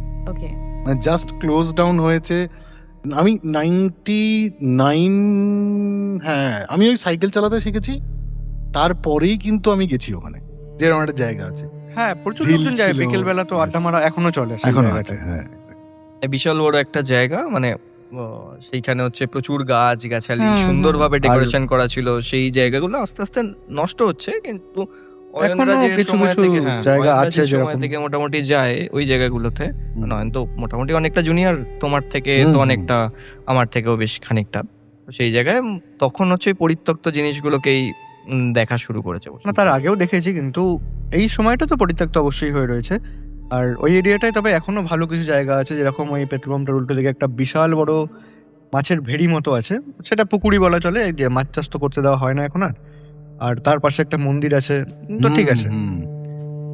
তো রাত্রেবেলা ওই এরিয়াটা জাস্ট ক্রস করার সময় আমরা কন্যগড় থেকে উত্তরপাড়ার দিকে যাচ্ছি, আর সেই চার মাথা মোড়টায় যেখানটায় পেট্রোল পাম্পটা ছিল, সেখানে প্রতিদিন রাত্রেবেলা কিংবা সন্ধে অবধি আমরা দেখতে পাই যে একজন বা দুজন গার্ড অলরেডি রাখা, যারা হয়তো কারখানা থেকে এখনো মাইনা পাচ্ছে, যাতে ভেতরের কোনো জিনিসপত্র কেউ চুরি না করে নিয়ে যেতে পারে, সেই কারণে তো সেরকম গার্ড থাকে। আমরা যাওয়ার দিন মোটামুটি 10:30 যে টাইমটা বলছিলাম সেই টাইমে বাড়ি থেকে বেরিয়েছি, আর ওখানে পৌঁছতে ধরো 11টা মতো বাজে রাত্রি। কারেন্ট অফ হয়ে গেছে, কি করব, এমনিই তখন ওদের বন্ধুরা সাহস মিলে। আছে। বাড়ির শাসনটা ছিল না। বাবা মা সেদিন নেই বাড়িতে, ঘুরতে গেছে। তো উত্তরপাড়ার দিকে যাওয়ার পথে হঠাৎ করে আমরা দেখতে পাই যে অত রাত্রে হলেও একটা কোনো ছোট হাতি বা ওই 407 টাইপের গাড়ি উল্টো দিক থেকে আসছে, আর সেই গাড়ির আলোতে স্পষ্ট বোঝা যাচ্ছে যে যেই গার্ডগুলি থাকে তার মধ্যে একজন চেয়ার নিয়ে বসে আছে ঠিক ওই চার মাথা মোড়টায়। আমরা তাকে সিলভারেই দেখতে পাচ্ছি, তার চেহারাটা বুঝতে পারছি, and বসে আছে সেটাও বুঝতে পারছি একটা চেয়ারে। আর আমরা যাওয়ার কিছুক্ষণ আগেই সেই ট্রাকটা আমাদের জাস্ট ক্রস করে যায়, and সেই পুরো আলোটা আমাদের চোখের ওপর পড়ে, মানে ওই গার্ডকে ক্রস করে আমাদের ক্রস করেও বেরোয়। সেই মুহূর্তটায় তো ওই গার্ডটা পুরো অন্ধকারেই চলে গেছিল যখন একদম black-এ। আমাদের দিকে এই ট্রাকটা আসছে। সেই আলোটা যাওয়ার পরে কিছুক্ষণ তো চোখটা ধাঁধিয়েই থাকে, পুরো অন্ধকারের মধ্যে ওরকম একটা আলো জাস্ট ক্রস করে গেল। আর সেই মানুষটাকে কিন্তু আমরা দুজনই বন্ধুই দেখেছি যে উনি বসে আছেন। অ্যান্ড ট্রাকটা যাওয়ার জাস্ট পরে আমরা যখন ওই চার মাথা মোড়টার কাছে পৌঁছালাম, তখন কিন্তু হঠাৎ করে দেখি যে ওখানে না কোনো চেয়ার আছে, না কোনো মানুষ বসে আছে বা দাঁড়িয়ে আছে। আর এই পুরো ইনসিডেন্টটা হয়েছে 1 মিনিটেরও মধ্যে। মানে দেখতে পাচ্ছি কেউ একজন বসে আছে, ওইটুকু Second, সাইকেল নিয়ে 30, যেতে হ্যাঁ, গেলাম, second। কতক্ষণ আর লাগবে। অ্যান্ড তখন না দুজনের মুখের দিকে তাকাই, বুঝতে পারি না যে কি হলো ব্যাপারটা। দুজনেই কিন্তু দেখেছি, এরকম না যে আমি একা দেখেছি বা ও একা দেখেছে। How is it even possible? হ্যাঁ, তো সেই কারণে আমরা বলি যে এটা কি হলো বলতো, তুই তো দেখলি যে এখানে একজন বসেছিল, আর আমিও তো দেখলাম। বললো হ্যাঁ, একজন তো ছিল। আমি দেন বললাম যে তো তাহলে ডান দিক বা বাদিকটা একবার একটুখানি এগিয়ে গিয়ে দেখি তো কেউ আছে কিনা। এত তাড়াতাড়ি তোর কেউ ভ্যানিশ হয়ে যেতে পারে না একটা এরিয়া থেকে। তো ডান দিকের গলিটার দিকে তাকিয়েও সোজা একদম দেখা যাচ্ছে, আর চাঁদের আলোতে বোঝা যাচ্ছে ওই এরিয়াটায় কেউ নেই। পূর্ণিমার টাইম হতে পারে বা পূর্ণিমা কেটেছে সেরকম একটা মুহূর্ত। অ্যান্ড বাদিকেও একটুখানি এগোলাম, আমরা দেখলাম যে ওই এরিয়াটার মধ্যেও কেউ নেই, আর ওইখানে সোজা গেলে একটা গেট, মানে একটা গেট আছে, গেটটা বন্ধ থাকে। তো ঠিক আছে, আমরা আর এগোইনি, সোজা দেন উত্তরপাড়ার দিকেই গেলাম। আর সেই মোমেন্টটায় বুঝতে পারলাম যে যেটা আমরা দেখেছি সেটা কিন্তু দুজনেই দেখেছি, আর হঠাৎ করে কেউ তো এরকমভাবে অদৃশ্য হয়ে যেতে পারে না। একটা মানুষও যদি হয়, সে হয়তো কোনো কারণে উঠে গেছে, কিন্তু সেই চেয়ারটা তো সেখানে থাকতো। চেয়ারটা নিয়ে উঠে যেতে পারলে, বাট ট্রেল তো থাকেই। মানে এইটুকু সময়ের সময়, মধ্যে হ্যাঁ, কি হ্যাঁ। করে হয়? আর তারপরে আমরা এই গল্পটা বাড়ির লোকজনদেরও বলতে গিয়ে তখন জানতে পারলাম, যখন কন্যগর থেকে উত্তরপাড়ার দিকে আসছো, ওই চার মাথা মোড় থেকে বাদিকে গেলে একটা বড় বিল্ডিং পড়ে, অডিটোরিয়াম টাইপের। এখনো ওটা এখন অডিটোরিয়ামটা নতুন করে তৈরি হয়েছে, হচ্ছে আবার। কিন্তু তারপরে আরেকটা বিল্ডিং আছে যেটা বেশ উঁচু মতো। সেই বিল্ডিংটা থেকে নাকি কারখানা বন্ধ হওয়ার টাইমে মোটামুটি 10-12 জন একসাথে সুইসাইড করেছিল। বাট আমরা সিরিয়াসলি জানি না যেটা আমাদের চোখে পড়েছিল সেটা কোনো এন্টিটি না আমাদের দুজনের চোখের একসাথে ভুল, সেটা তো সত্যি জানি না। না, ওই এরিয়াতে অ্যাপারেশন সাইটিং আছে, মানে এটা আমিও শুনেছি। মানে আমার চেনা জানা কাকুরা আর কি, যাবি না ওখানে, বাজে জায়গা আর কি। হ্যাঁ, দিনের বেলা অবধি ঠিক আছে, সন্ধ্যের পর থেকে হ্যাঁ, বিশেষ করে এক্স্যাক্টলি। গা ছমছমে একটা ব্যাপার আছে সেটা তো এখনো রয়েছে। মানে জেনারেলি আমাদের কাজের জন্য বিভিন্ন সময় বিভিন্ন টাইমে ফিরতে হয়। তো একটা দিন মানে বাকিটা আমরা তো জানবেই, জেরির বাড়িতে গেছিলাম, জেরির বাড়ি থেকে ফিরছিলাম, তো সেইখানেও একটা ইনসিডেন্ট ওখানে রয়েছে। এবার রাত্রেবেলা শুধু তখন বাইক চালিয়ে আসছিলাম, রাত্রেবেলা হচ্ছে ওই এরিয়াটা দুদিকে গাছ বড় বড় সুন্দরভাবেই সাজানো, কিন্তু কোনো লাইট তো নেই ওখানে। স্ট্রিট লাইটটাই নেই, হ্যাঁ, যেটুকুনি street light বাইকের কোনো কিছু নেই, ওই চাঁদের আলো, গাড়ির আলো। কারণ ওখানে যে কিছু পরিবার থেকে গেছে এখনো পর্যন্ত, তারা ওই সোলার সিস্টেমে লাইট জ্বালায়। না, তখন পাওয়ার দিয়েছে, একটা পাওয়ার না না না, সোলার Powerটা সিস্টেমে এখনো limited। চলছে। এখনো চলে। হ্যাঁ, এখনো সোলার সিস্টেম লাইন দিয়েছিল মাঝখানে, লিমিটেড টাইমের জন্য ওটা limited চলে। time, ওটা বেশিরভাগ সময় থাকে না, ধরে রাখো, কারণ আমি দেখেছি ওখানে প্রচুর সোলার প্যানেল দিনের বেলাতে রাখা থাকে। প্রচুর মানুষ তো আসে না, যে তারা আবার বাড়ি কেনে, তাদের পক্ষে সামর্থ্য নেই, তো ওই জায়গাটায় হয়তো থাকে, কিন্তু তারা It was কাজ বাজ li- করে হয়তো অন্য কোথাও। ইট ওয়াজ লেবার ক্লাস। হ্যাঁ, এক্স্যাক্টলি। হ্যাঁ, মানে কোয়ার্টার গুলো ভেঙে পড়ে যাচ্ছে, বাট কিছু ফ্যামিলি তো ওখানে থেকেই এখনো গেছে। এখনো আছে। তো সেইখানে ওই জায়গাটা বেশ গা ছমছমেই লাগে রাত্রেবেলা। আর মানে রাস্তাটা তো অনেকটা বড়, মানে স্ট্রেট রাস্তা হিসাবে প্রায় ধরে রাখো না 5-6 কিলোমিটারের একটা রাস্তা রয়েছে।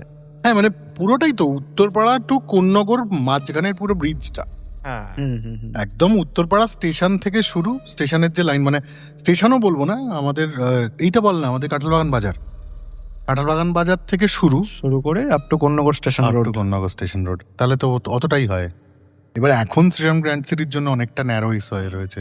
না, ওই আমরা এরিয়াটা- ওই রাস্তা দিয়ে আমি আর সায়নও বহুবার গেছি, এরকম রাত্রেবেলাতেও গেছি। মানে আমি একটা জিনিস নোটিস করেছি, যে আমি আর সায়ন যখনই যাই না কেন বাইকে, তখন সায়ন ওই রাস্তাটা এলেই না খুব জোরে জোরে গান শুরু করে, বলে তুইও গা। না, দুজনে আমরা তোর তারস্বরে গান গাইতে আর একটা জিনিস মনে থাকবে, সেটা হচ্ছে যে শিমলিপালেতে হুম। আমরা যখন ওই যে জাস্ট সন্ধে হচ্ছে, হ্যাঁ, আমরা হ্যাঁ। যখন জঙ্গলের ভেতর হ্যাঁ, থেকে হ্যাঁ, ফিরছিলাম, হ্যাঁ, হ্যাঁ, হ্যাঁ। ভয়ঙ্কর সৌন্দর্য যেটা হয়, সেম জিনিস কিন্তু ওই রাস্তাটার মধ্যেও একই জিনিস হতো।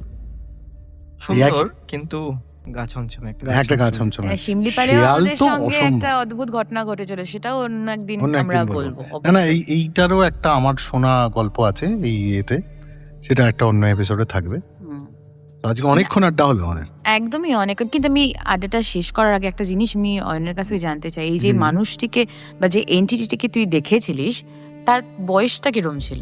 এখনো আমি সত্যি বলতে সেটা এন্টিটি না মানুষ আমি কিচ্ছু জানি না, সেটা আজও আমার কাছে একটা রহস্যই হয়ে রয়েছে বলতে পারো। তো সেই মানুষটির বয়স কিরকম হবে? মোটামুটি বেশ বৃদ্ধ একজন, যিনি মানে দূর থেকে দেখে বোঝা যাচ্ছে যে জীর্ণকায় একজন মানুষ, যিনি হয়তো বহু বছর ধরে ওখানে কাজ করে, এরকম একজন চেহারা। না, আমি এটা কেন জিজ্ঞেস করলাম, কারণ এই বয়সের কথাটা ব্যাক অফ দ্য মাইন্ডে আমার হুম। চলছিল যে যদি বয়স্ক হন তাহলে তো উনি দৌড়ে ওখান থেকে বেরিয়ে চলে যেতে পারবেন না। না না না, দৌড়ে বেরোনোর তাই না? মতো অপশন তো ছিল। হুম, আর হঠাৎ ওদের দিকে পালিয়ে যাবেই বা যাবেই কেন, বা একটা কেন? আর যিনি হ্যাঁ। গার্ড রয়েছে উনি আবার পালিয়ে যাবে কেন? ওনার তো ওখানে থাকারই কথা। কথা exactly। মানে এই প্রত্যেকটা গার্ডের আলাদা ড্রেস কোড রয়েছে, হুম, সেইটা হুম, দেখেই হুম। তো আয়নারা বুঝতে পেরেছিল যে এটা নর্মাল লোক নয়। হুম, এটা হ্যাঁ, একজন ওইখানে বসে guard। থাকা মানেও আমরা অন্য সময় গিয়ে তো দেখতে পাই যে গার্ডই রয়েছে, দুজন বা একজন গার্ড তো সবসময় হ্যাঁ থাকে। থাকে, সঙ্গে একটা চেয়ারে টর্চও থাকে, হ্যাঁ, আমি হ্যাঁ, দেখেছি। এখন ওই যে গেটটা, যেটাতে ওই পেট্রোল পাম্পের আগে যে গেটটা, হুম সেটা না এখন জরাজীর্ণ, গেটটার ভাঙ খোলা ভেঙেই পড়ে গেছে আর কি। হুম হুম। কিন্তু ওই যে সময় ওর কথা বলছে, বা আমিও প্রথম যখন গেছি তখন দেখেছি দেয়ার ওয়াজ এ গেট, যেটা গেটটা বন্ধ হতো একটা সময়। হুম, হুম। এখন ইট ওয়াজ অ্যাবান্ডেন্ট, পুরোপুরি খোলা থাকে। একটা সময় তো বোধহয় কটার মধ্যে বন্ধ হয়ে যেত না রাস্তাটা? একটা গেট এখনো আছে, যেটা হচ্ছে তোমার তিন মোটরের মাঝখান থেকে বেরোয়, সেটা রাত্রেবেলা হলে বন্ধ হয়ে যায়। কিন্তু এই যে স্ট্রেট রুটটা উত্তরপাড়া থেকে কন্যাগড়, এখানে যেহেতু কোনো গেটই নেই এখন আর এখন নেই। অবশিষ্ট। এখন আর নেই, আগে এখন তো আর ছিল। অবশিষ্ট, সেই হিসাবে এই রুটটা বন্ধ হয় না, বাট একটা রুট বন্ধ আজকেও হয়ে যায়। না না, ওই রুটটা এখন রিসেন্টলি সম্ভবত ওই ট্রেনের বগির যে কাজগুলো হচ্ছে সেটার টিটা- জন্য না হয় টিটাগড় বাগান ফ্যাক্টরি। আপনাদের যদি না কোনোদিন একটা ইচ্ছে হয় দিনের বেলা একবার এই জায়গাটা ঘুরে আসুন, খুব মানে সুন্দর খুব জায়গা। সুন্দর জায়গা। শেয়াল দেখে ঘুরতে যাবেন, কারণ প্রচুর শেয়াল আছে। ওই আর চেষ্টা করবেন সন্ধ্যের মধ্যে যেন ফিরে আসে। সন্ধ্যের মধ্যে জানা, মানে শেয়ালের তো বেসিক্যালি গর্ত, তো বুঝতে পারবেন না কোথায় আছে, বাট সন্ধ্যেবেলা আমরা প্রচুর শেয়াল একসঙ্গে ঝোপঝাড় থেকে দেখেছি। আমরা লোকাল বলে হয়তো এটা ব্যাপার, আপনারা দিনের বেলায় ঘুরে যেতে পারেন, একটা অদ্ভুত বিউটি আছে। আর শান্তি। ঐতিহাসিকও তো একটা জায়গা, যে একদমই। একটা সময় সব থেকে বড় হচ্ছে ম্যাটাডোর তৈরির কোম্পানি। ম্যাটাডোর না, অ্যাম্বাসাডর, হলুদ ট্যাক্সি, কলকাতার যে ঐতিহ্য। আমরা সেনবল দেখিনি, প্রিপেয়ার্ড সেনবল দেখিনি, কিন্তু আমরা এইচএম তো দেখেছি, হিন্দুস্তান মোটরস কারখানা। সেই জায়গায় অনেক প্রশ্ন থাকে অয়নের, যেরকম এই আজকের স্টোরিটাতে ছিল। অনেক প্রশ্নের উত্তর তো না জানাই থেকে যায়। এই যে সিঁড়ি দিয়ে ওঠা নামার আওয়াজটাই, এন্টিটিটাকে বা মানুষটাকে যেই হোক, সেটাকে তো দেখিনি আমি কখনো। হুম। সায়নদার এই যে স্টোরিটাতে যারা সিঁড়ি দিয়ে উঠতো, তারা সত্যিই কি তাই ছিল, না তার ব্যাক এন্ডে কিছু ছিল, সেগুলোকে আমরা জানতে পারি না, ওরাল রেকর্ডিংও থাকতে পারে, মানে ওটা যে অ্যাকচুয়ালি ঘটতো না, মাইন্ড ওদেরকে ওই ধরনের, কারণ বাচ্চারা তো ওরা একটা সারাদিন লোনলিনেস থাকতো, বাবা loneliness মা হয়তো ছেড়ে ছিল। থাকছে, সেটারও একটা। সেটারও একটা জায়গা আছে। কিন্তু ওই স্ক্র্যাচেসটা কেন, সেটা তো হ্যাঁ, কোনো scratches, এক্সপ্লেনেশন নেই। জুতো ছুঁড়ে ফেলে দেওয়া, এখান থেকে ওখানে চলে যাচ্ছে, জলের বোতল পড়ে যায়। এরকম কিছু কিছু জিনিসের থাকে যেগুলো হচ্ছে ধরো একটা বয়সে, মানে আমি তো আমার ক্ষেত্রে যদি যে কটা গল্প আমার ঝুলিতে রয়েছে, যে কটা গল্প আমার শোনা, সেটার একটা বয়স লিমিট থাকে। আমি দেখেছি যে এই যে 18 থেকে 20 এই বয়সটার আগে সব এনকাউন্টার গুলো হয় কোনো একটা। একদম, এটা কিন্তু হয়তো তুই সেই এটা সময় ঠিকই মনটা বললি। একদম পিওর থাকে বলে হয়তো একদম একদম। দেখা যেতে পারে। ইনফ্যাক্ট বলে তো ইনফ্যান্টস, মানে যারা একদম শিশু হয় হুম, তারা জিনিসটাকে আরো বেশি দেখতে পায়, এটা বলে। হুম। তারা তো বলে বোঝাতে পারে না, ওই জন্য হুম, তাদের হুম, ভার্সনটা আমি হুম, জানি হুম। না। আমার তো- যদি কোনোভাবে না ওই ছোটবেলাকার 1 বছর 2 বছরের মেমোরিটা থেকে যেত, হুম, হয়তো আমরাও কোনোদিন মানে এরকম কিছু ফিল করেছি, বাট আমাদের মেমরি সেটা স্টোর করেনি। বা আমাদের রাশি ভারী বলে, মানে বিশেষ করে আমার রাশি ভারী বলে হয়তো আমি সেটা ফিল করতে পারিনি। না হলে হয়তো সেই দিন যে মানুষটি বা যে এন্টিটি রয়েছে তার সাথে মুখোমুখিও দেখা হয়ে যেতে পারতো। ওই যে তোর বলে না, রাশি কি? আমার রাশি মেষ। আচ্ছা, ছাগল। না সায়নের রাশিও বলে রাখি, ওরও কিন্তু তুলা রাশি, এবং আমি তো ওই ওই রণ যেটা বললো যে হুম। বহু একটা এজ গ্যাপ থাকে যে সময়টা দেখা যায়, আমার ওরকমই একটা সময়কাল ঘটেছে যেখানে মানে আমি এক্সপেক্টই করিনি যে ধরনের জিনিস আমার সঙ্গে ঘটে। মানে আমার তারপর? কাছেও কিছু এরকম ইনসিডেন্ট রয়েছে যেখানে আমি হয়তো দেখিনি, বাট ফিল যেটা করেছি সেটার আগে পরে অন্য জনের সাথে কিছু না কিছু ওই জায়গায় হয়েছে। কুছ তো হ্যাঁ ভাই, কুছ তো হ্যাঁ, নাহলে এটা একটা টপিক, অলওয়েজ হট টপিক। দাঁড়াও আমি বয়সটা বলে একটা হয়তো জায়গায় কাটলাম বাকিদের, সেইখানে হচ্ছে বেশ কিছু এরকম তো স্টোরিজ আছে মানে এই ট্রাভেলিং এ, তো সেখানে হচ্ছে বয়সটা তো অনেক বেশি, বাট এতটা হয়তো স্ট্রং জিনিস ছিল যেটার কারণে হয়তো তোমারও কিছু এক্সপিরিয়েন্স রয়েছে, আমারও সেরকম কিছু এক্সপিরিয়েন্স রয়েছে যেগুলো হয়তো পরে আমরা শেয়ার করব। তো এইখানে হয়তো যে এন্টিটিটা রয়েছে সে আরো বেশি স্ট্রং, তার জন্য যে কোনো বয়সে আমরা সেই জানানটা পেয়েছি। একদম। আমি ভাবো না যে সোনাইদের বাড়ির ইনসিডেন্টটা আমরা জানতাম যে ওই টাইমে হয়, সেখানে মাসি মেশো তাদের এজটা, তারা তো আমাদের সাথে সাথেই ওই জিনিসটা শুনেছে একদম। মানে 4টে মানুষ জেগে রয়েছি রাত্রি 12:30টার সময়, 4জন একটা জিনিস শুনছি, যেটা সবার কাছে জানি যে ওই টাইমটাতে ছাদে কেউ আসবে না। আর মাসি মেশো ওপরে চলে আসা মানে বাড়িতে তো সেরকম কোনো ক্যারেক্টার নেই যারা হচ্ছে ঘুরে বেড়াতে পারবে। সোনার কাকাও যদি আসে ওরকম ভাবে রোজই একটা মানুষ ওঠে নামে, এই জিনিসটা তো একটু বা এরকমও হতে পারে যে আমাদের সাথে যে এনকাউন্টার গুলো হচ্ছে মানে লোকালের মধ্যে, সেখানের এন্টিটি গুলোর কাছে প্রচুর মানুষ রয়েছে দেখা দেওয়া বা বুঝতে দেওয়ার জন্য, কাছের মানুষ রয়েছে। কিন্তু আমরা ঘুরতে গিয়ে যে আমাদের সাথে ইনসিডেন্ট গুলো হয়েছিল সেগুলো মেনলি পাহাড় বেশি রয়েছে, তো সেখানে তো মানুষজনও কম যায়। তো তারা হয়তো জানান দিতে না পেরে আজকে সেই জায়গাটায় গিয়ে পৌঁছেছে যে সেখান থেকে যেই মানুষই যাক না কেন, তাদের এজটা যাই হোক না কেন, তারা জানান দিতে পারে। আসল কি না কেউ জানি না আমরা, আমাদের কিছু প্রশ্ন অবশ্যই প্রশ্ন হিসেবেই থেকে না, কিন্তু সায়ন তুই তো তুলা রাশি আর আমি তো লিও মানে সিংহ, তো আমার মানে সিংহি বেসিক্যালি। আমি তো রিং মাস্টার অ্যাকচুয়ালি। তুলোর জীবনে সিংহ আসার পরে হয়তো এই এনকাউন্টার্স গুলো অনেকটা কমে গেছে। আমার আর একটা জিনিস বলার আছে এখানে, সেটা হচ্ছে আমরা না ভীষণ নবীন, আমরা এরকম একটা জায়গা করেছি যেখানেতে আমরা আড্ডা মারতে পারি। আপনাদের কিরকম লাগলো সেটা কিন্তু জানাবেন। খুব আশায় থাকবো যে আপনাদের খুব খারাপ লেগেছে সেটাও জানাবেন, যদি ভালো লেগে থাকে সেটা তো অবভিয়াসলি ভালো। আর আপনাদের কাছেও যদি এরকম কিছু গল্প থেকে থাকে যেটা আপনারা আমাদের সাথে একসাথে বসে শেয়ার করতে চান, তাহলে সেটাও আপনি লিখে জানাতে পারেন। অবশ্যই মেল আইডি দেওয়া থাকবে একদম। আচ্ছা এখানে আমার একটা বক্তব্য আছে। আমরা না প্রথম থেকে আপনি এরম ভাবে বলছি, তো যদি কারোর ভালো লাগে তো আমার মনে হয় যে আমাদের বন্ধুদের আমাদের তুমি করে বলাটা উচিত। না আজকে তো প্রথম দিন, তাই আপনিতে রয়েছি, আস্তে আস্তে যেই চেনা পরিচিতি বাড়বে তুমিটা অটোমেটিক হয়ে যাবে। হ্যাঁ, তখন তোরা কেমন আছো এটা হয়ে, হ্যাঁ তখন তোরা ভাবে বাবা দেখো কিরকম অসভ্য, প্রথমেই না তুমিতে চলে এলো। কারণ আমাদের যে অডিয়েন্স রয়েছে বা আমাদের যে বন্ধুরা রয়েছে তাদের বয়স তো আমরা জানি না, তো প্রথমেই তুমি করে বলার থেকে আপনি করে শুরু করে তারপর তুমিতে আসাটা হয়তো অনেক। হ্যাঁ, ওনারা সেই অভয়টা দিন, আমাদের এই বন্ধুত্বটা ওনারা অ্যাকসেপ্ট করুন, তারপরে নিশ্চয়ই আপনিটা তুমি হয়েই যাবে একদম। তা আজকে আপাতত এইটুকুই থাক। That's a wrap on the very first episode of মন নিয়ে আড্ডা। যদি আজকের আড্ডাটা আপনাদের খুব ভালো লেগে থাকে তাহলে স্টে টিউনড, কারণ সামনে আসছে আরো অনেক গল্প, অনেক নস্টালজিয়া, অনেক হাসিও থাকবে, আর অনেক এরকম ভৌতিক এক্সপিরিয়েন্সেসও থাকবে, আর মাঝে মাঝে একটু ইমোশনাল ড্যামেজও হতে পারে। আর মনে রাখবেন, লাইফে সব প্রশ্নের উত্তর পাওয়া কিন্তু জরুরি নয়। কখনো কখনো শুধু একটা জাস্ট সিম্পল ভালো আড্ডা, কিছু অনেস্ট কনভারসেশন আর নিজের মানুষগুলোই এনাফ। তাই নিজের খেয়াল রাখুন, ওভারথিঙ্কটা একটু কম করুন, আর মন খুলে আড্ডা দিতে একদম ভুলবেন না। This is Mon Niye Adda, where topics are random, emotions are real, and every adda feels like home. See you in the next adda. Bye bye, take care, and keep the conversation alive.